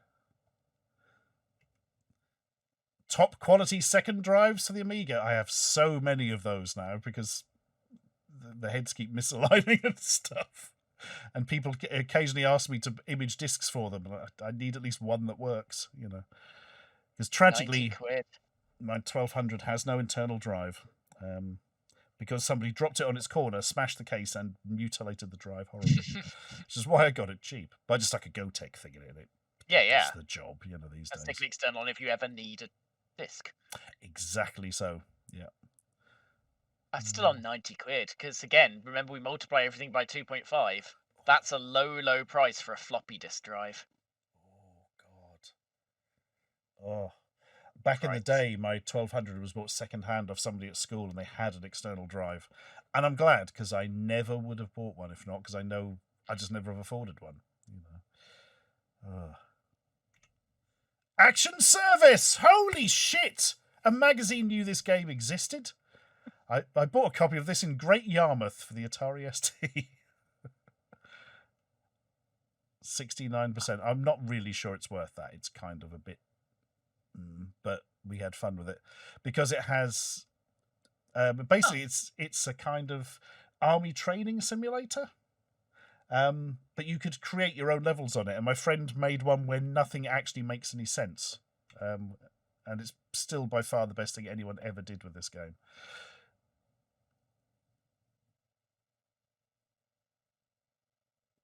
I've actually got... I'm pretty sure I've imaged the disc, actually, and streamed it in the past. But it had a sort of joke level you could load in the programmers had made. And then my mate did one as well. And it was very amusing. Certainly more amusing than playing the game, which was not wonderful. Enigma says, yes, you did. Yep, there we are. Done that one. Best Byte. Tribridge software distribution. They're the sort of names you need. Click mail order Amiga specialists. Worldwide software. As long as you're ordering it in the UK. And a super hang-on review. Ooh, 83%. Finally it works out for Witter. I do remember this being, at least on Amiga, a pretty good conversion. I guess the Mega Drive one's the one you want to play, but that doesn't exist at this point. But the Amiga one I remember being pretty good. I think the Amiga one is pretty much identical to the ST, but with better sound, which is a phrase you can use on a lot of games. As they write this, there are no plans for it. Oh my God, bad news. There are no plans for an Amiga version of Super Hang-On. Oh. Interesting, because I thought that happened pretty close, but maybe it took a while. Oh, that is surprising. I mean, it definitely exists, obviously. Yeah. Oh, Special Reserve. Half-price talking. games for connoisseurs. Were you ever a member of Special Reserve? Oh my, yes. Same I lived close enough to one of the shops. In their last few days, they inexplicably opened a shop in Norwich, right near where my dad lived. And I actually applied for a job there and was turned down for being too old. I believe I was still in my late 20s at that stage. I went to the one in Sawbridgeworth, which was above their warehouse at one stage. They moved downstairs later. But yeah, I had a bunch of stuff in there. I bought more games from Special Reserve than anywhere. God. I can remember ordering Bale, or Bale, however you pronounce it, for the Atari ST, and it took something like 6 months to arrive, and every Friday I would try and phone them up to see where it was, and you could never get through. They had your number blocked. Probably. I also bought Dungeon Master and Chaos Strikes Back from them, and of course they just turned up in a jiffy bag, smashed to shit. But to be fair, the boxes for those games are so weak, I've literally never seen a copy of either of them except the Psygnosis re-release, which was much thicker, that wasn't completely flattened. Yeah. Did you get the job when you applied? I never applied for the job. Oh, sorry, I misunderstood. I just bought a load of stuff from them. I bought Super Mario Kart from there, having spent about half an hour considering whether I wanted Super Mario Kart or another SNES game when I was always just going to have Super Mario Kart. I'd just got a SNES and I'm a racing game guy. What the hell else was I going to do? But still, you chose wisely. Here's a fact for you, though. Special Reserve still exist. The child of the company that was Special Reserve is now a web host called Friola.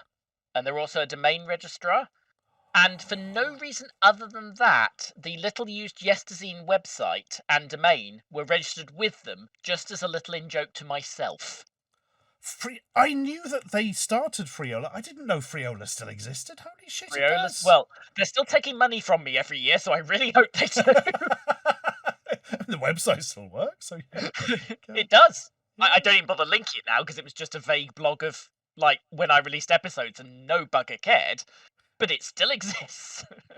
Bloody hell. If you go to yesterzine.co.uk, I think I just redirect it to YouTube these days. But yeah, it's Friola. Good God. And it's Special Reserve. You'll be telling me Blue Carrots are still operating next? Holy shit. They don't take money from me every month, so maybe not. Yeah, I don't think they ever took money from anyone. That was their problem. We aim for 24-hour turnaround of your orders. Bullshit. Every game would take weeks. Maybe it's an average. Like, they do all the 2-second turnarounds in the shop, and then fit that against the mail orders, which take 6 months. And the average, 24 hours. That is the only answer. My God. Or classic alert on the next page. Oh, where time stood still, a game I don't think I've ever played. Now, Snorkers will tell you about this, but it's from the same team and uses the same engine as The Great Escape, if you ever played that on Spectrum. I did play The Great Escape, yeah. It's a very similar type of game. There's a very early Snorkers video on it, so it's worth you hunting out. But yeah, it's like a more expansive Great Escape in that isometric style. It's really good, actually. I would up that mark of theirs, but maybe the ST one's crap. It's Graham Taylor, this one, yeah. Multiple but it's definitely characters. Worth looking at, especially if you paid The Great Escape. Might have a look into that. I remember it being a thing and it being quite well thought of. I don't know what Denton did other than those two games. Those are the only two that use the engine, as far as I'm aware. PC version, Denton Designs The Great Escape has already made its way onto the PC. My God, did it? Yeah, I didn't know that. Write that one down. I spent months on the Spectrum version of The Great Escape with my dad back in the day. That was one of ours. I think it was. I remember getting a Crash Smash, and then I got it in a compilation of some type. Probably the same one with the Sentinel in it, actually. Did you ever escape? Asks DC Yes. Flake. I don't think I did, you know. You always get. It was a really depressing ending where you get your spirit broken and he just sort of wanders around out of your control following the rules. It's quite. Although, record 10 minutes of that and it's good emergency B-roll footage for a YouTube video. This man YouTubes. Do not look too closely at, say, last month's Yesterzine on that score.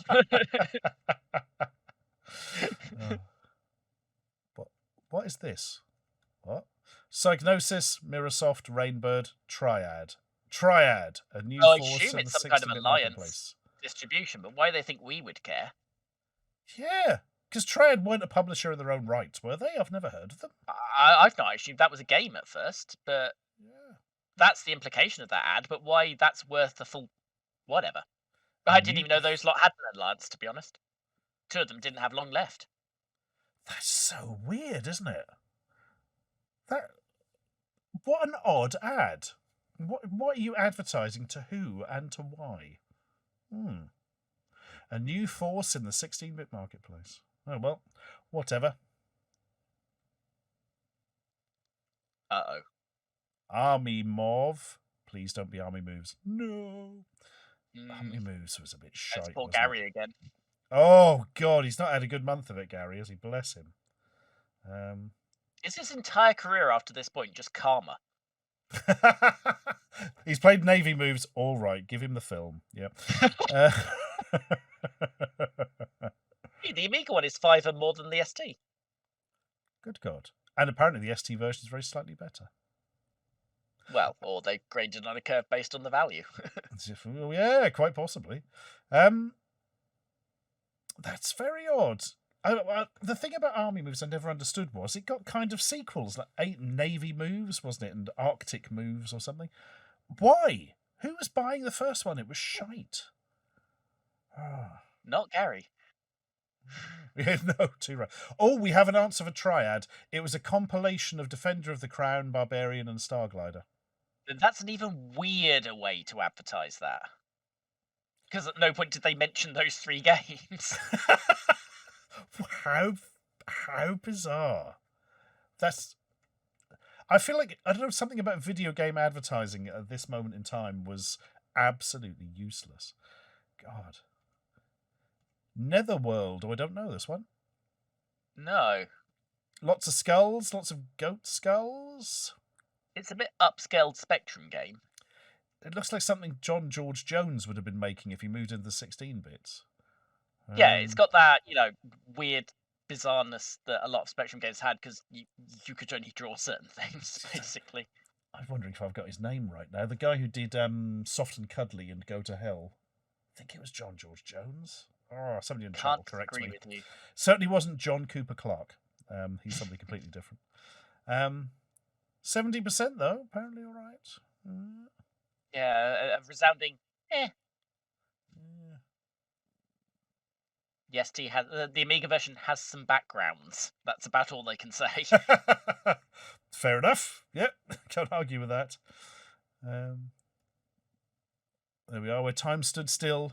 The nifty artwork. Arkanoid, Revenge of Doe. And the bad Daley Thompson game. Yes, the Daley Thompson's Olympic Piss Challenge. Yep. I was going to call it Daley Thompson's Olympic Sellout, but yeah. To be fair, yours is probably more accurate. And Star Ray, the one I didn't like as much. I have bad news about that. This had better not be Rignall again. Oh, thankfully it's okay. Gary's earned this. I'm going to let Gary off. Yeah, he likes Star.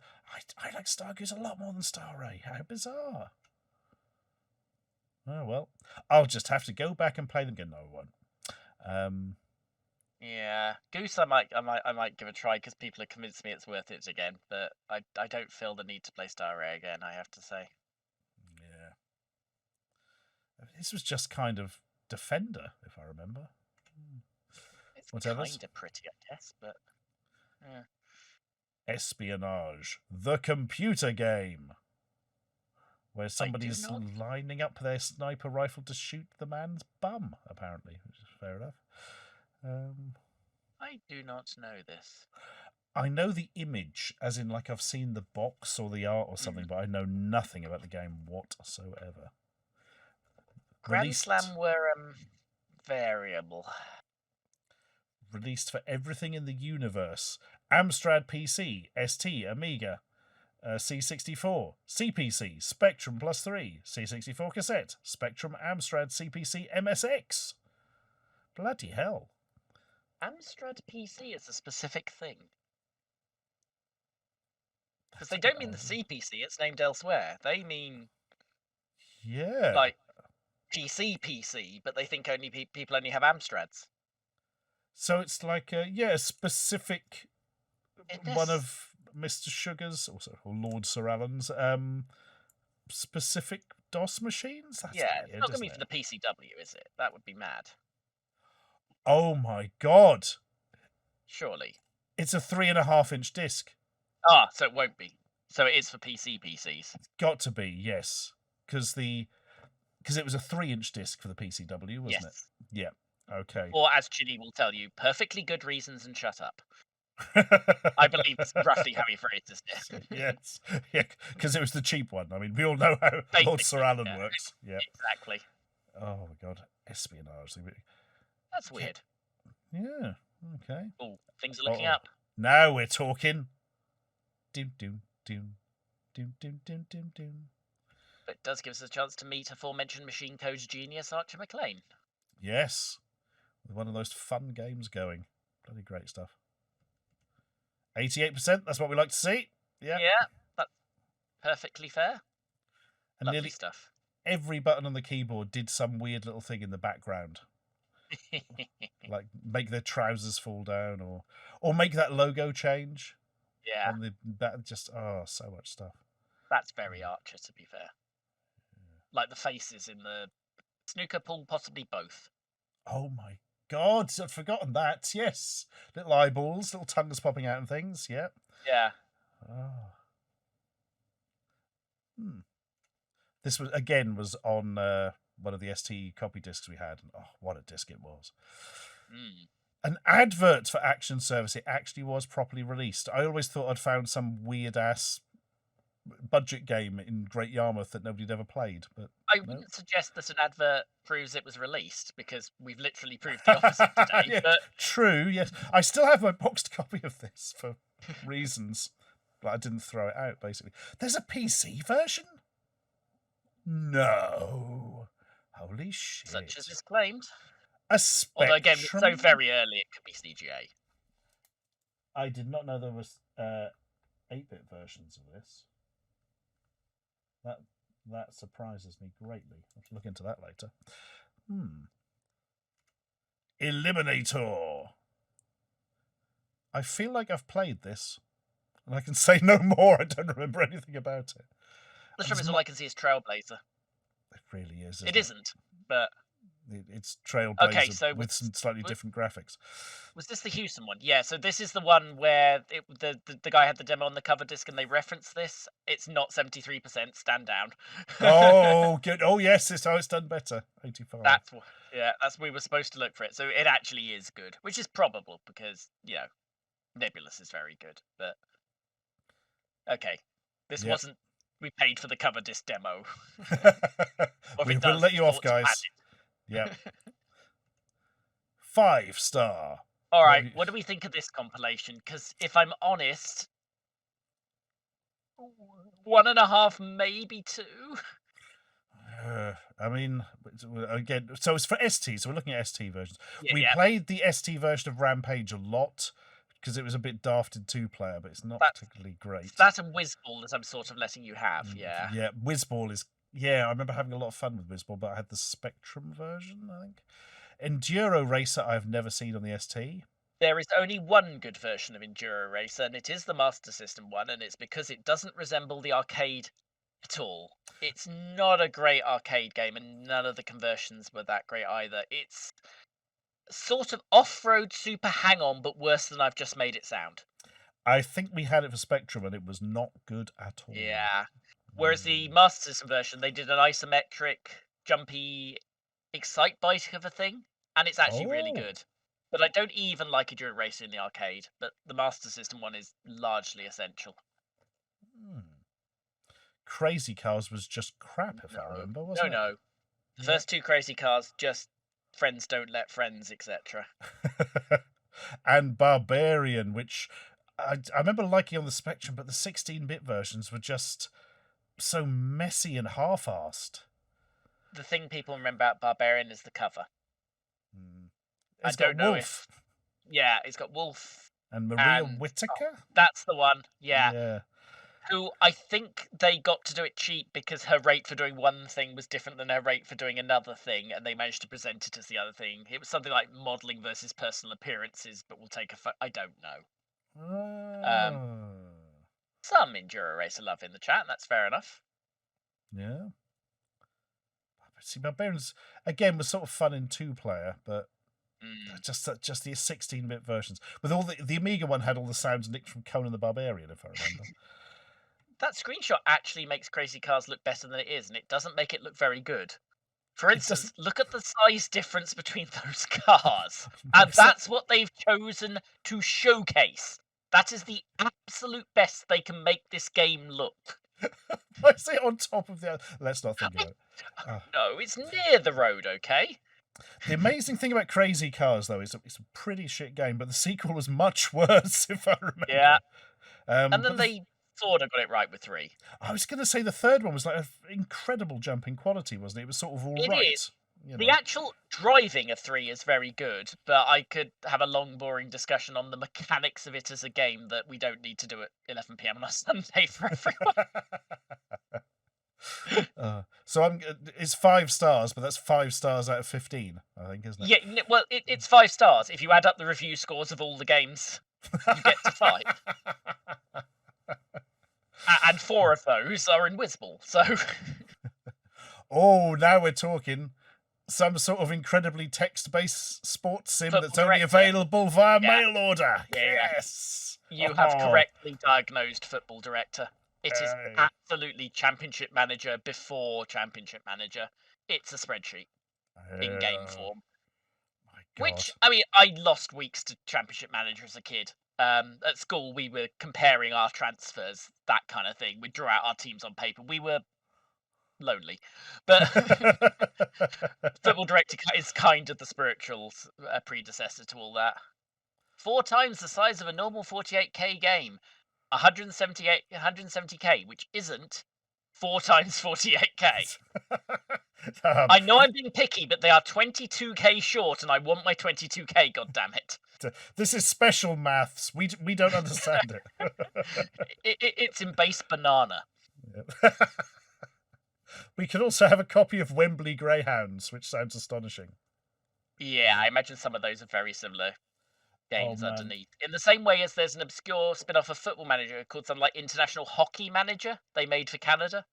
And it's the same game engine and the same thing, but it's ice hockey. I'm writing down Wembley Greyhounds. It's only available on the Spectrum. Okay. Wembley Greyhound sounds like a character from Minder. Oh, don't lend any money to old Wembley Greyhounds. You'll never see it again. Oh, yep. You're not wrong. You're not wrong. Playing tips for all our games, £1. Wow. I mean, they're ahead of their time on that. Bloody hell. Codemasters Premium hit line, check in. God. Pac-Mania. I quite liked Pac-Mania, if I remember. I like Pac-Mania. Yeah. The ST version did something clever for overscan to go over the borders or something, if I remember. Oh, very nice. Does Gary Penn like it? Does Gary Penn like Sort of, yes. Yes. Yeah, 84%. Yeah, that's probably fair. As always, I'm most familiar with the Sega 8-bit version, which looks identical to this, actually. It's not a game that requires more power than that. If anyone hasn't played Pac-Mania, the weird thing about it is you can jump the ghosts, but there are also a lot more ghosts. Oh, yes. The thing that always got me about this game was, if you explain to somebody it's an isometric Pac-Man, you can jump over the ghosts, it sounds like it's going to be impossible to work out the timing and the height to jump the ghosts. But it isn't. It's actually really simple. I don't know how they did it. A little bit of computer alchemy, but it all kind of just makes sense. Very nice. But also, being able to jump the ghosts in Pac-Man makes it sound this is going to be a very easy version of Pac-Man. Nope. No. Because bear in mind, you can only see a bit of the map at any one time. Yep. Yeah. And that makes all the bloody difference. And the ghosts jump back later on as well, don't they? The little sods. So, yeah. No, it's a nice game pack. That was on the same disc as IK Plus and Exelon that we had on the ST back in the day. Well, that's a pretty damn good disc, and also Exelon was there. Yeah. Yes, exactly. Do you know there was about 9 or 10 games on that bloody disc? Oh, okay. Yeah. And I guess Pac-Man. Yeah, most of them were shite, to be fair, but you kept it because it had IK Plus and Pac-Mania and all the other bits. Yeah. I'm just catching a note from the middle that Sean Hollingworth was involved in Ben Dalglish, so yeah, that's probably a very good conversion. Oh, it means the music's going to be absolute top tier. Yep. Although Sean Hollingworth does, as it notes, have to be judged in hell for producing the Flintstones. Yeah.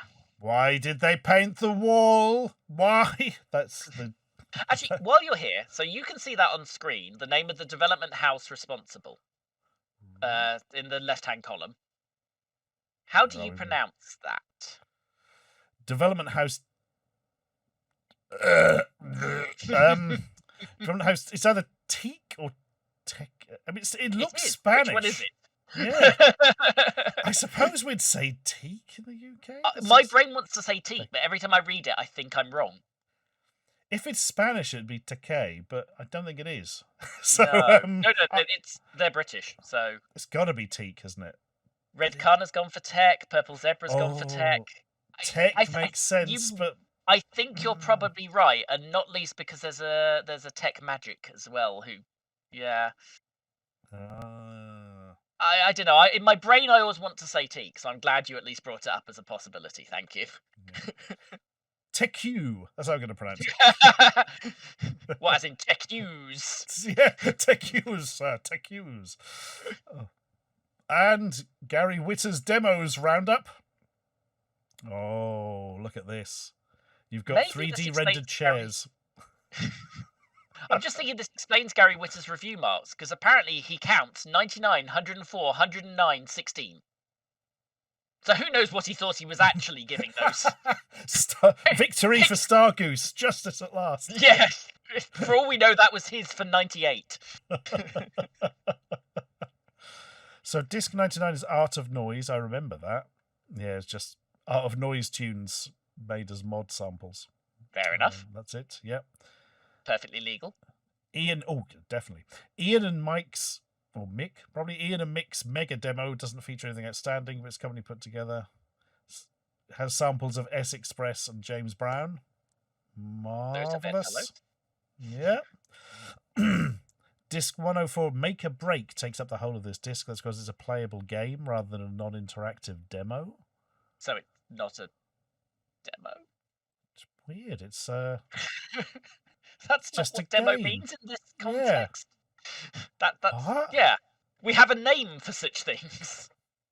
It's not a demo, Gary. It's a game. It's just a game. Paper Des makes the point that all the intros for your stream probably came from these. Oh, yes, definitely. We're going to have the rocking chair one. Is this, graphics demos, Newton's Cradle, rocking chair. Damn, they don't actually... in action. It says disc 16. But... Right, disc 16, 17-bit software. That's enough for me to work with, right? 17. Yeah, you'll find that. And if you haven't got it, I probably do. Disc 16. Of course, everyone knows what 17-bit software became. So we do all know, right? No, remind me. Okay. So 17-bit software were named like that because they were 1 bit better than the rest. Hey. And then they morphed into a full software house.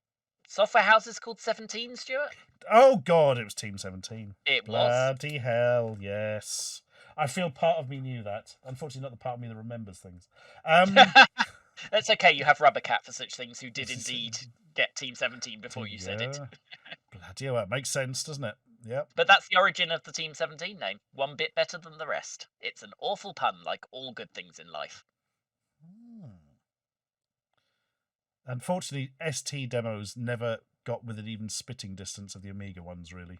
No. Shame. Oh, Daytale's weird boxes that often did hello. things I didn't understand. Ah, yes. Daytale clings to doing clever shit.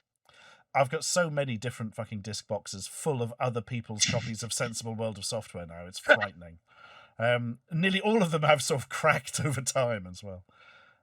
When we did a sort of remote treasure hunt, scavenger hunt thing at work for Christmas, because we're all in 11 countries, one of the things someone decided to ask us, and they made it a huge number of points, was find a floppy disk. And so I came back with a box of 80 and said, can I multiply this? The response was unprintable. I have literally given away carrier bags full of the damn things. Yeah. I've still got 100 because almost none of them work anymore as well. You know. No, I'm sure mine are ornamental at this point, unfortunately, but they're all mostly like dumped cover discs, including some from late era the One, by the way, which might actually be semi-rare. Oh, mine are mostly just other people's copies of Nicky Boom that don't work anymore. Come you know. on. There's a 73% if ever I heard it. One of the copies of Nicky Boom I've got, somebody actually took time to print these incredibly elaborate like disc labels with beautiful color designs on and stuff. I must actually take a photo of those one day, because just the amount of effort that's gone into a copy of Nicky Boom, you know. Yet not a single cow postman says, like, there is a cow postman there, but sadly it had been wiped over for somebody saving games for captive. Amiga Square completes the story. Team 17 is a merger of Team 7 and 17-bit software. Oh, I've never heard of Team 7. No, I actually hadn't, but I'm guessing in the general area. And that's how you set up a publisher, by combining resources. Makes sense? Bloody hell. Girl of the Dragon 32 says she got 900 floppies for £3 in a charity shop last week. What? They've got, were they Amiga, ST, Archimedes, PC? Or just blanks. Yeah, just blanks. Although, to be fair, they're mostly all blanks now, so... Yeah, absolutely. And they will stay that way forever, yeah. Bloody hell, 900. Oh. Right. More Daytel clever boxes, yeah. No action replay yet, right? At least if there is No. not here. God, 119 quid to upgrade to a meg. I'm glad mine had that done to it before I bought it. I have a 1 meg upgrade for an A500 on my desk in front of me. And I'll tell you what, it's got more acid damage on it than anything I've seen in my life. It's got more acid damage than Timothy Leary. There is nothing left of this poor bloody upgrade board. It's such a shame. It's just rust and nothing. I got it out of an Amiga, and the rest of the Amigas like it from about half of the motherboard down. It reminds me, actually, I need to give it to one of the Norwich Amiga group, and that hopes they can pull some of the chips out and maybe use them to repair somebody else's, because there's nothing left in this. Then use the case to make a Amiga or something. I actually, I have the case from a very, very dead Master System 1. I'm going to put a Pi Zero in there and make the Sega Master System Mini that Sega refused to. Oh, that's the stuff. Oh. Come but on, that requires me to spend the time to do a proper theme and everything, and that's actually work, and who has time for that? But I'll get to it one of these decades. Why isn't there a Master System Mini? I want a Master System Mini. I want a Dreamcast Mini. I mean, there technically is, because all the ones they sell in Brazil these days are 100 built-in games and are actually not Z80s and the like. So technically, those are all Master System Minis, I guess. But there isn't anything in the West. I keep meaning to grab hold of one of those. I don't know how you'd get one from Brazil. Mercado or somewhere? I don't know. I've looked at it. They'll only sell to people in Brazil. Ah. But I'm sure we may be able to... Yeah. We may be able to work around that. Quickly, anyone in chat in Brazil, buy us a load of these things, send them over. Yeah, we need at least a couple. Yeah, we want at least 2. Look at this. Oh, God. Rich Davison says, I finally got around to trying some of my old Amiga discs on my A1200 over Christmas. So many drive grinding noises, so few working discs. Yeah, I can believe it. And I've been so lucky in that all the discs people have sent me to Image have all worked. And that statistically, that seems now unlikely because so few that I've got bloody work.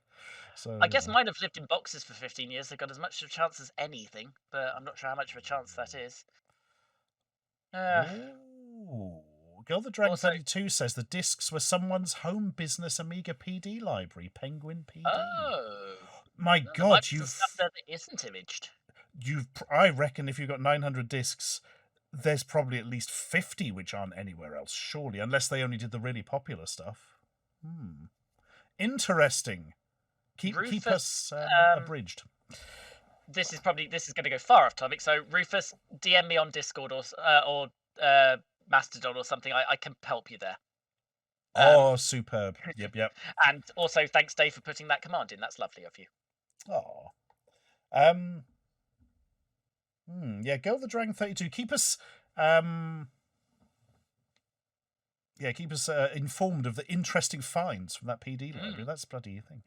Because that's where you're going to find the unimaged stuff. Yeah. Yes, absolutely. DC Flake says I need to send my Amiga collection to someone. I'm sure we played Cow Postman. May have been the collection. Look through it. We've got to find the sodding Cow Postman game.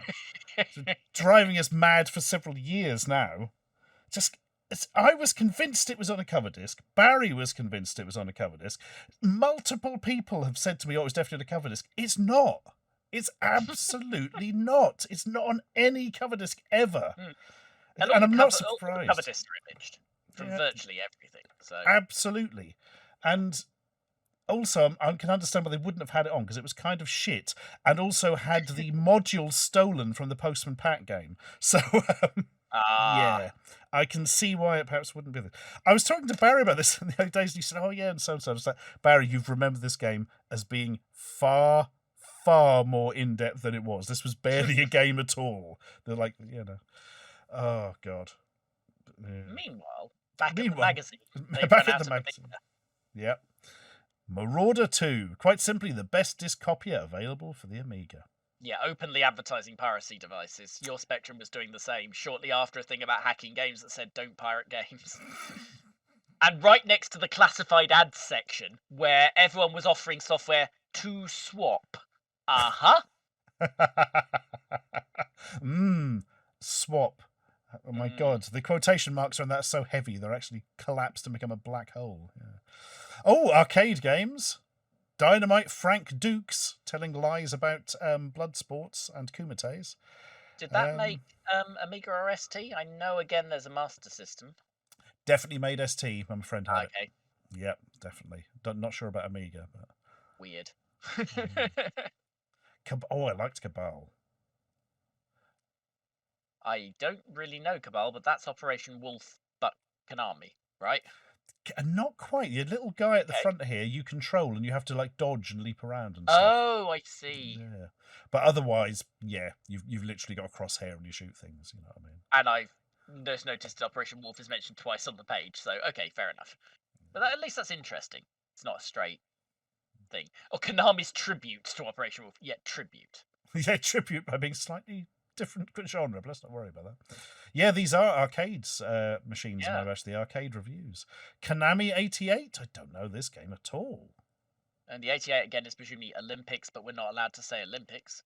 Of course. This just looks like Hypersports, but the graphics are too big. I mean, it probably literally is. Yep. Legend of Macage. This is a game I do not know at all. Am I the only one who can't pronounce Jaleco right unless I really concentrate? I want to transpose the L and E. It doesn't help. There is a Gale Co. who make arcades. I would not be confident if I wasn't looking at how it's spelt right this second. Evercade, being the wacky fans as they are, released a Gale Co. and a Jaleco compilation on the same day. Nobody's going to buy the right one. Or you have to buy both, because otherwise you're just never going to know. This, for me, looks very, very primitive for an arcade machine from this year. Like, if you had said this was a Master System game, I'd have gone, oh, okay. Yeah, it's got that kind of graphics, in fact. But it's an arcade machine. Ghouls and Ghosts or Shinobi from Master Systems. Yeah. In fact, it mentions it's a cross between Ghosts and Goblins and Legend of Kage. Okay.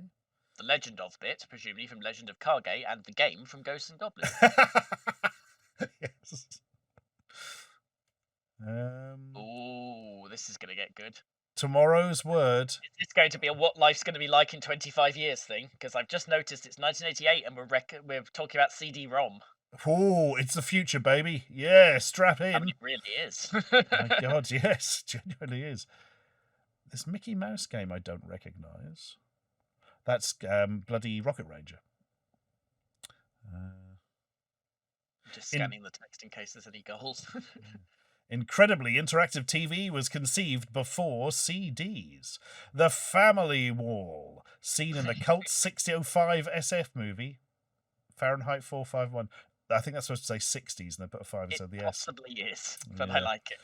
According to Michael Bywater, Punch columnist and the writer behind Jinkster and Bureaucracy, the Family Wall in Fahrenheit 451 is technically possible today. There's about 80% more space occupied in a broadcast TV signal than is really needed, he says, which means there's room for interactive TV. People want it, that is. Interactive EastEnders may be a touch too... Yes, yeah. Basically bamboozled. That's all we need. That's all we need. Or bamboozle, even. What on earth is that at the bottom? Oh, it's just one of those... Probably not too wrong on a lot of this, to be fair.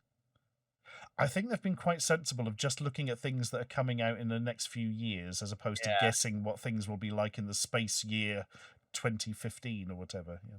I mean, they're needlessly optimistic about the CDI, but so is everyone. Yeah, fucking hell. The CDI.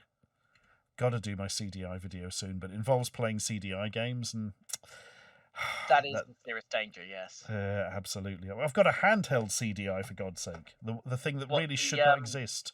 The Sony one or the Philips one? Oh, the cheap bastard! I haven't got the Sony. Because this is a good trivia question. Is what was Sony's first CD console, and it's called something like, oh god, the something Walkman, and it's a portable CGI. Yep. There's about 4 or 5 models of these damn things. None of them were sold to the public. They were sold to shops as point of retail units or something bizarre. And there's a really cool one. I don't know who made this one, but there's one that looks like the most 80s thing in the world. It's all like black and angular. I think it's the rarest one, but I don't know. I don't know who made that one. The Sony one, I think, is the best technically, as you would expect. And the one I've got, the Philips, is, I mean, half the pixels on the top screen are dead, and it was like that from new, just... Yeah, that was acceptable losses back then. Pippity Pop, I came so close to buying a copy of Laser Lords on CDI in Glasgow this week, you wouldn't believe. But then I saw, for that money I could get these other 2 things, so I didn't, I mean, they're not wrong in predicting that CD-ROM is going to be the first story of the 90s, so... Yeah. I'll give them credit for that. No, absolutely spot on. Yep. And in the next issue of The One for 16-bit games, the definitive buyer's guide for ST and Amiga. Fuck you, PC. A look at what Amstrad's new PC... It's already happening. yeah, it is, isn't it? It's exactly, yeah. A look at what Amstrad's new PC-compatible Sinclair machine has to offer. Now, do you know this machine? What the hell is he talking about? Amstrad did a Sinclair-branded IBM-compatible PC. It was essentially wedge-shaped. It was fantastically underpowered for the time. Several people in chat have heard of it. But the best part about it is, if you wanted to put an expansion card in, you lifted a door at the back, and you put the card in, and then you couldn't close the door again. Which, of course, means that dust gets in there. Well, everything gets in there, frankly. So, yeah. But it was, as the girl with the Dragon 32 points out, it was a CGA machine that came out in 1989 when everyone was VGAing it up. It was, I want to say a 12 megahertz 286, and I'm not sure it even had 640k of RAM. It was a mistake from the off. There's actually an Amstrad branded variant of it too. It did not last long. I've actually used one. There's one at the Cambridge Computer History Museum Centre, Cambridge. You know what I mean. Hang on, does it look a bit Amiga-y? Like a sort of flat case? I've seen it in there myself. Yes. Bloody hell. That's what they're talking about here. Oh my god. But yeah, the expansion card thing is the thing that sticks with me. And I've evaluated it on a machine itself. It's just so stupid. God almighty. Sold in Europe as the Schneider Euro PC. Perfect. Because, of course, that Schneider had the Amstrad brand in a lot of Europe, didn't it, basically? Yeah, I always thought Schneider in German sounded awfully like what several of their products were. Moving swiftly on. Fish. DVI. I turned the page when you said moving swiftly I on. see. We'll get there. We'll get there.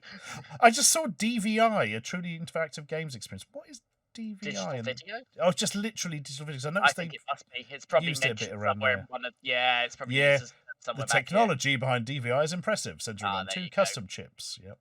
And a mention of Deus Ex Machina and Mel Croucher, as featured in the latest Yesterzine video. Indeed. Which I genuinely didn't know existed until I made that video, and bloody hell, that's interesting, at least.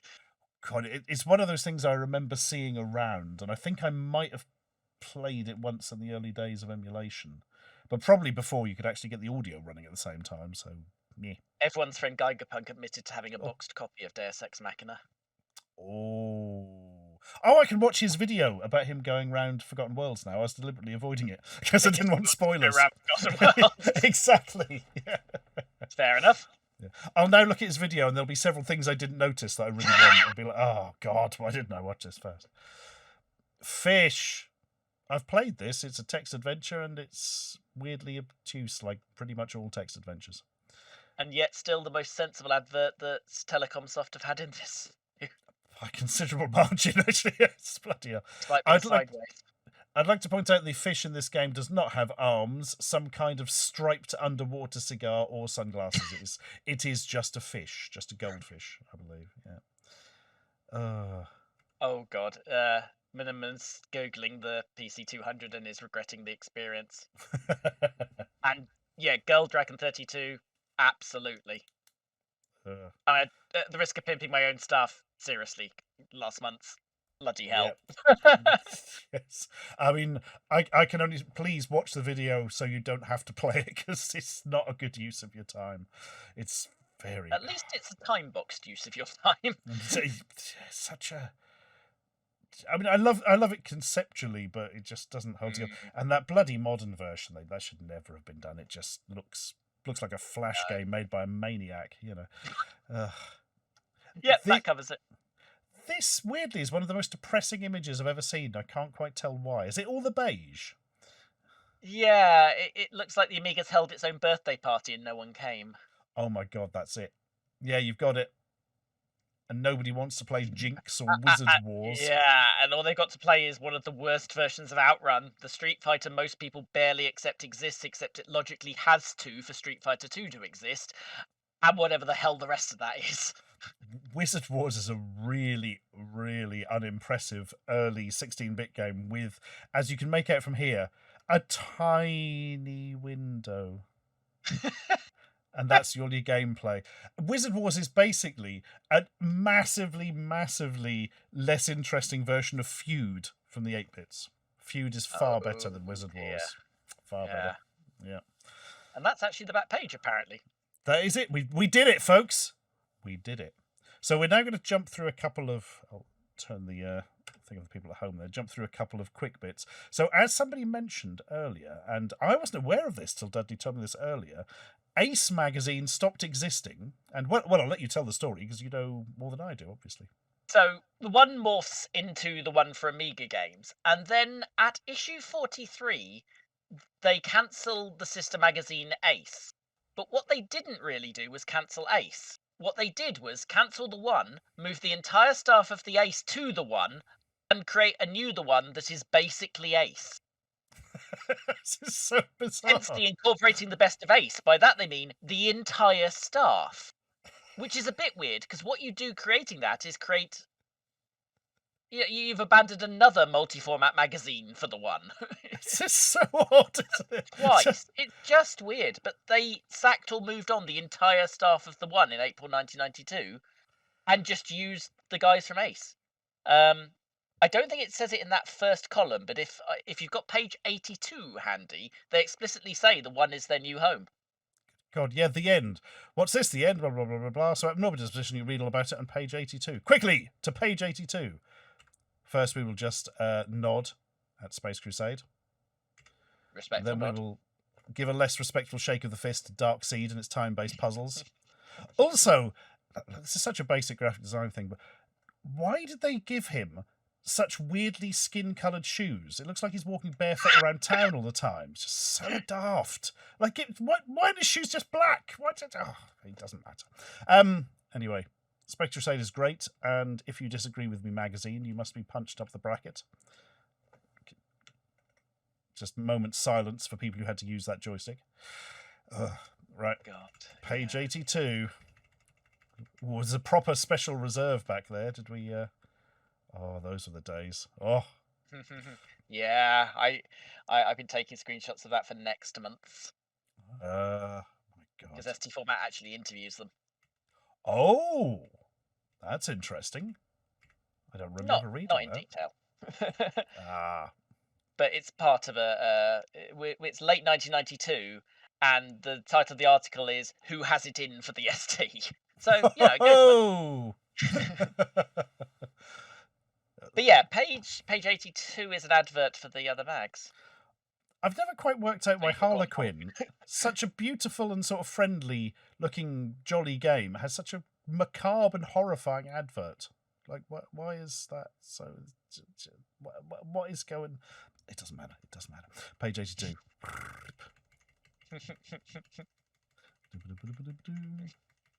Oh my God, nearly there, everyone. I don't want to go through the entire magazine. Hey! I could have pressed one button to get to the end, but that was funny. The bottom right section is the interesting one. And last, by no means least, Amiga Games players will be most excellently catered for in the pages of The One for Amiga Games. Not only because it is a fine read dedicated 100% to extracting the maximum fun points from your Amiga, but it's also our new home! So if you've enjoyed reading Ace for its reporting on the Amiga game scene, you'll know where to come and find us. See you soon, Jim and Dave and Gary and Jim. Do you have April 1992's The One handy? I believe I do. Bear with me. If so, page, I think it's 4, but there's an editor letter from the other side of this transaction. That's right, the one. I've got it. Yep, good. We're there. So hop in like 1 or 2 pages, and there's an editor's letter that begins, "That's all, folks." Which is an interesting headline for a magazine that, of course, is not actually dying. Yeah, fair point. That's all, folks. Well, for most of us, next month's issue of The One is going to be something somewhat different. For a start, none of us will be here. Yeah, that's pretty different. We're all heading off to meet fresh challengers, euphemism, head on to be replaced by the lads from our ex-sister magazine Ace. Don't worry though, you're in good hands, as one of those is none other than the irrepressible Gary Witter. Yep, Witter's back home where he started, and together with the others, Jim Douglas, David Upchurch and Jim Willis, is bound to bring you the brightest, liveliest, most informative read for Amiga games every month without fail. Before the rest of us depart though, we would like to thank everyone who's helped us put The One into your hands each month. Whatever part you played, no matter how small, your efforts were greatly appreciated and we hope well rewarded. Almost no time to hand over to the new boys in town, so with a lump in our throats and a tear in our eyes, we wish everyone all the best and goodbye. Oh. And they were all killed. It's at this point that the next issue looks like you probably remember the One Amiga looking. Yep. It instantly adopts its classic era look with the May issue.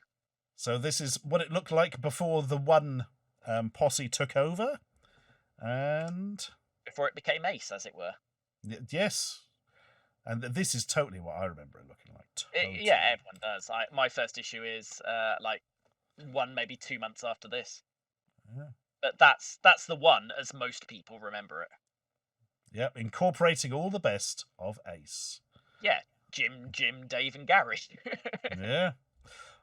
Manamana asks, was Parasol Stars ever actually released for Amiga? Yeah, I think so. Pretty sure I had it. Yeah. Yeah. My God. And that Cool Coyote, I believe his name was, from Far and Ice there, looks like Sonic the Werehog, but somehow several years too early. Well, we're after Sonic 1 here, but yeah. The Humans, Indiana Jones 4, and free badges featuring the One logo and a Jaguar XJ220 logo. But it's remarkable, really. Even if you just very quickly step through this, the whole design is basically how the One was until the end of its life. And in a month, it has literally become a different magazine. And in fact, there's an entire page on page 6 where they basically say, "Hi, we're Ace." Oh yeah, here we go. And why aren't you called the One for Amiga games? Well, because the One for ST is already dead. Oh yes, incorporated into ST Action, which means it had some text on the byline for 2 months and then was gone. Like forever. Ace. Yeah, exactly so. Yeah. Bloody hell! It's just the weirdest thing that essentially Ace moved from being a multi-format magazine to an Amiga magazine and nicked their branding. That's all that's really happened. Oh, this is interesting. Little bit of a slight here. I used to really trust the One for Amiga's opinions, but they seem to rate the games they reviewed a little highly. Answer, yes, and it's a problem that we're addressing immediately. From now on, we're printing a breakdown of all the scores and what we mean when we give them in the reviews intro page, so don't be surprised if games seem to be getting tougher scores. It's all perfectly fair and explained here. Oh, shots fired, blimey. No more 88%. Nothing will now get more than 6%. They were very much the middle between action and power in terms of how they marked after this point. So that might be better. I mean, Amiga Action would give like 80% to a game that existed. Amiga Action once seriously contested that a game deserved 35% for successfully booting. Because they tried, essentially. God. Yeah. I mean, why even have the bottom 35 marks then? It makes you don't. no then sense. You're marking out 65. Yes, precisely. Oh, God. Amiga Square says all very commendable, except the one was still far too generous with its scores. I would kind of agree. Would agree. Yeah. But yeah, you go like 5 or 6 pages on just as a random sample, and it's the one. It's suddenly become it. You know, the whole graphic design there is exactly what we all remember. Here we are, and it was a decent magazine. It told you stuff. It reviewed stuff a little bit too highly, I would agree, but it was there. And now we have to get on to the horror it became before we finish, don't we? We do. Don't worry, folks. This won't take as long as you think it is. Oh, no, it won't. It really freaking won't. Shall I do a précis to get us to this point? Please do. Please do. So, the one lasted about 4 years in the form you've just shown it. And then, obviously, the Amiga market is declining. So, EMAP decided there just isn't the space for Games Magazine anymore. And they did we're incorporating it into CU Amiga thing. And that lasted a month. But then another publisher came along, a publisher called Maverick Magazine, who I've once described as the vampire publisher. They take the corpses of magazines and they suck them dry. So what they did was they bought a perfectly reasonable one and produced a 64-page first issue. It was okay. There was a little more white space. And then things started going downhill. It lost 16 pages instantly the next month. They repeated an apology for not updating the copy in the buyer's guide 9 months in a row because they still hadn't updated the copy in the buyer's guide. They openly told A500 and CD32 users their machines were dead. There were basic typesetting mistakes like putting the name of the same game on the sidebar of every single page one issue.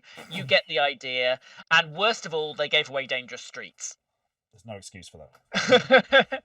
But that eventually came to a head with the issue you're about to see, which is summer 1996. About a month before Amiga Power goes under, they produce one last issue of the one, and it is, just to set the scene, 16 pages, has a knockoff PD copy of Jet Set Willy 3 as the cover disc, and will still cost you £4. Oh, here we are, folks. The Maverick edition, the final, the one for Amiga. And this was only discovered recently because obviously they printed 5 of them, but someone finally found and scanned it. This is just, this is just such the necrotic remains of the one for Amiga. Oh, is, and it's going to be. And since we've just looked at the one in broadly its heyday, if only briefly, let's see what we've got here. I mean, I can only assume they put this out because they were still selling it to subscribers or something? That's what it is. I think they basically ran out the subs they had. I'm not even sure it was in a newsagent at this point. But if you've still got 5,000 people who haven't remembered to cancel their sub, you might as well print out something and send it out. And this is that something. Can we just see the faces on the footballers there? Have they blurred them deliberately? God. So, as Dudley said, cover disc is a PD game, Jet Set Willy 3. Whoop-de-doodle. Contents. Yes, yeah. There we are. You've got a competition, a new improved PD section, because there's no games. The Amos section, which, correct me if I'm wrong, but the Amos section never existed in the magazine before, did it? Nope. This month's Amos section is full-on tutorial. There has never been an Amos section before, ever. Nope. God.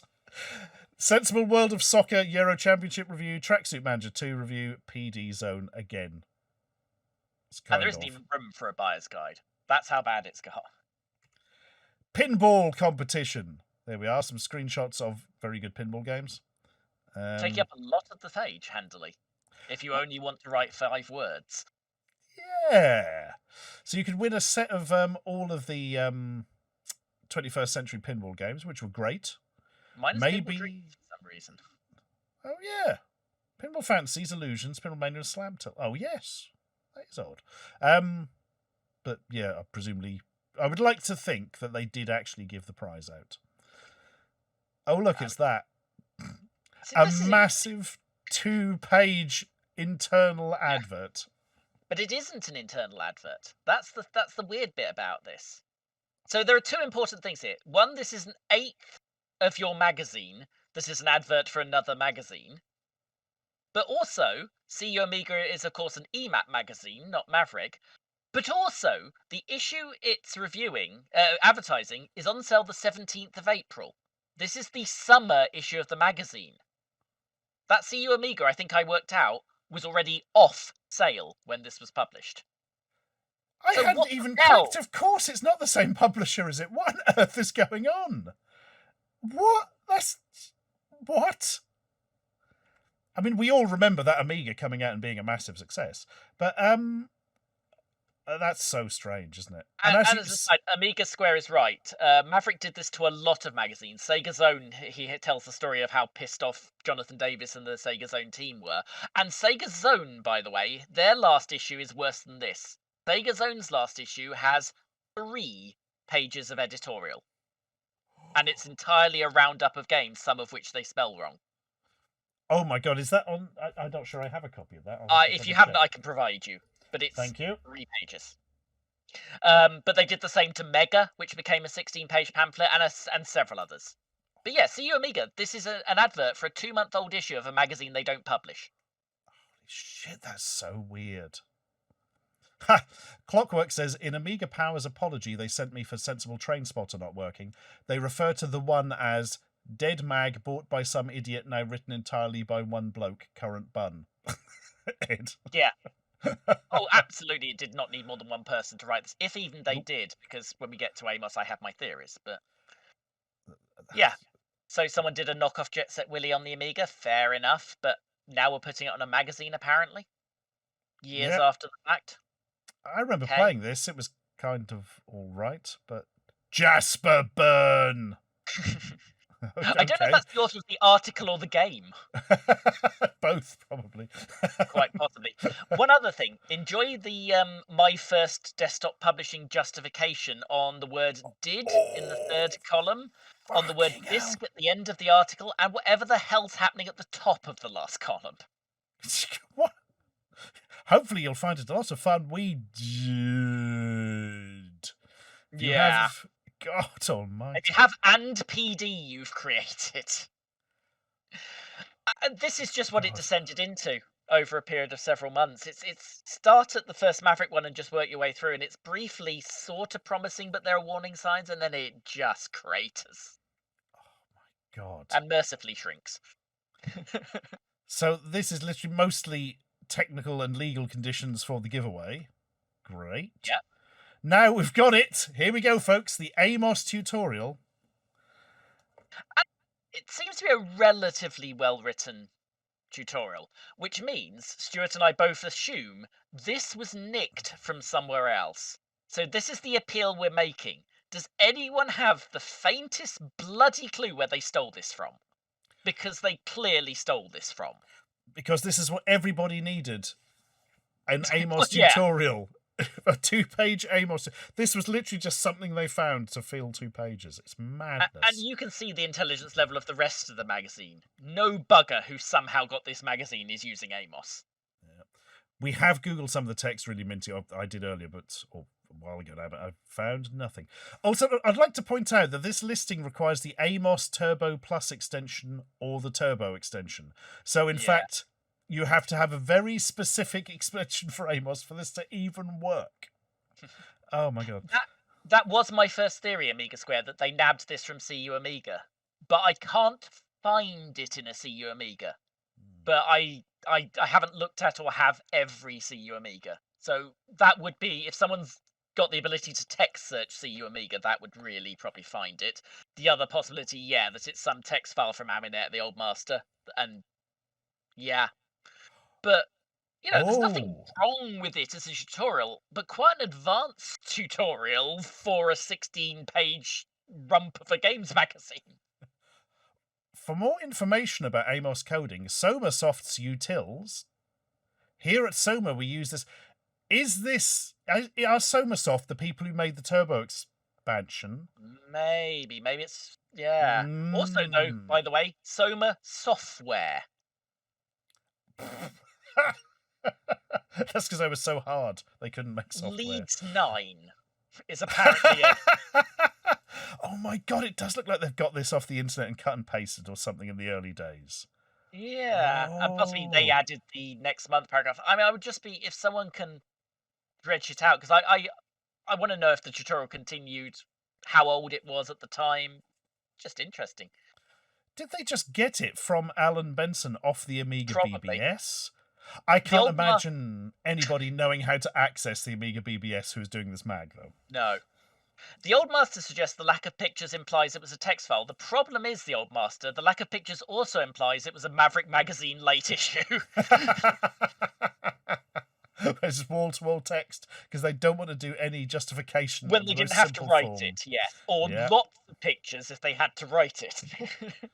So, yeah, it occurred to me as well, but I fear that's not evidence either way unless we can find a source. I would genuinely love to know. Because it's not even a beginner's Amos tutorial, is it? I mean, look at it. And it needs such a specific extension that almost even if you're an Amos programmer, the chances are it's not going to be a thing. Oh, God. For those who don't know, Amiga Square is referring to one of the more famous generic Maverick fuck-ups where they started putting screenshots of Hollywood Hustler in unrelated reviews and on the cover when they were giving away a different game. I swear the demo I had a demo of Hollywood Hustler. I can't remember what it was from, but I swear it was the full game. Like they did eventually give away the full game, yeah. They did give it its release. What was the difference between the demo and the full game, though? I can't remember the demo ever ending. The name of the month on the disc label.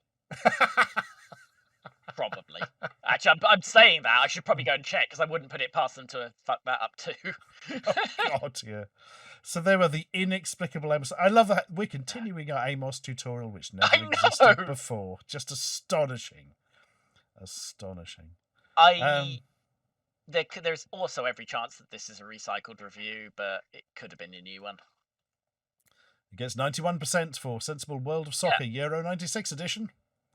Read the comment on the CD32. With the CD32 such a bag of shite, it seems unlikely, doesn't it? They were doing that for their first Maverick issue. Virtually every time they reviewed a 1200 game, it would say in these boxes, the A500's dead. Why haven't you stopped using it? And presumably stopped buying the magazine. And the same for the 32. Bloody hell. Except for one review where they left that yellow box completely blank. Well, you don't always have time to write words when you're doing a magazine. God almighty. Tracksuit Manager 2. I don't know Tracksuit Manager, but anyone who wasn't playing Championship Manager at this point was doing it wrong if you're a football management person, and who the else is interested? So, yeah, Forrester fine, makes a long first-time pass load to Bennett. So your commentary is basically a digitized picture with bad captions. Again, read the other machines box. CD32, no. How many times must I tell you? It's dead. Thanks. A500, A600. I'm afraid that your A500/600 is now almost as finished as the CD32. Sorry. Holy shit. Beautiful, isn't it? Then we've got PD Zone. As you may well have noticed, new games of the Amiga are becoming rarer than popular Tory minister. It's really need an S on that. 1996, so yeah. What goes around comes around. In our search for new games, we have decided that it was time we took a real look into the world of PD. We've got an Amos section to help you out on the programming front, if you've got the Turbo extension. Programming. God almighty. Now you can see and share some of the products of this hard work. Super Chicken Run. Knockout, Megatron, Breed 96. It's a bit different, at least.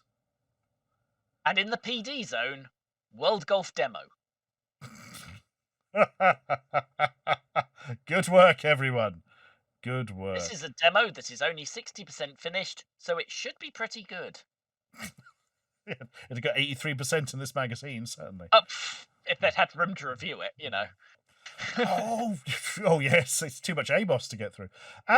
Fever. I've seen this is that weird, like a sort of dungeon mastery captivey thing, but with weirdly sort of black and white graphics.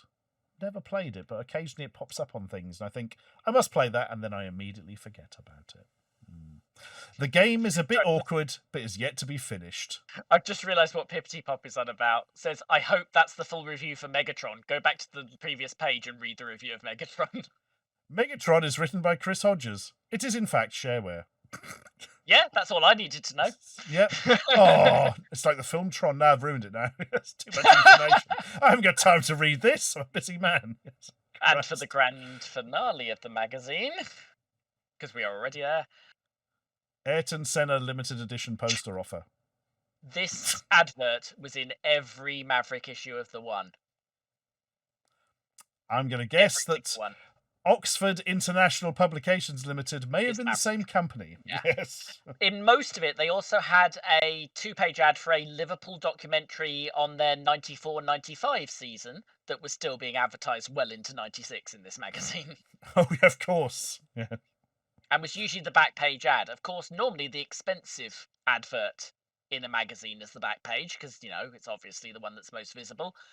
It appears they couldn't sell it very quickly. God. Yeah, Crucible, this is summer 1996.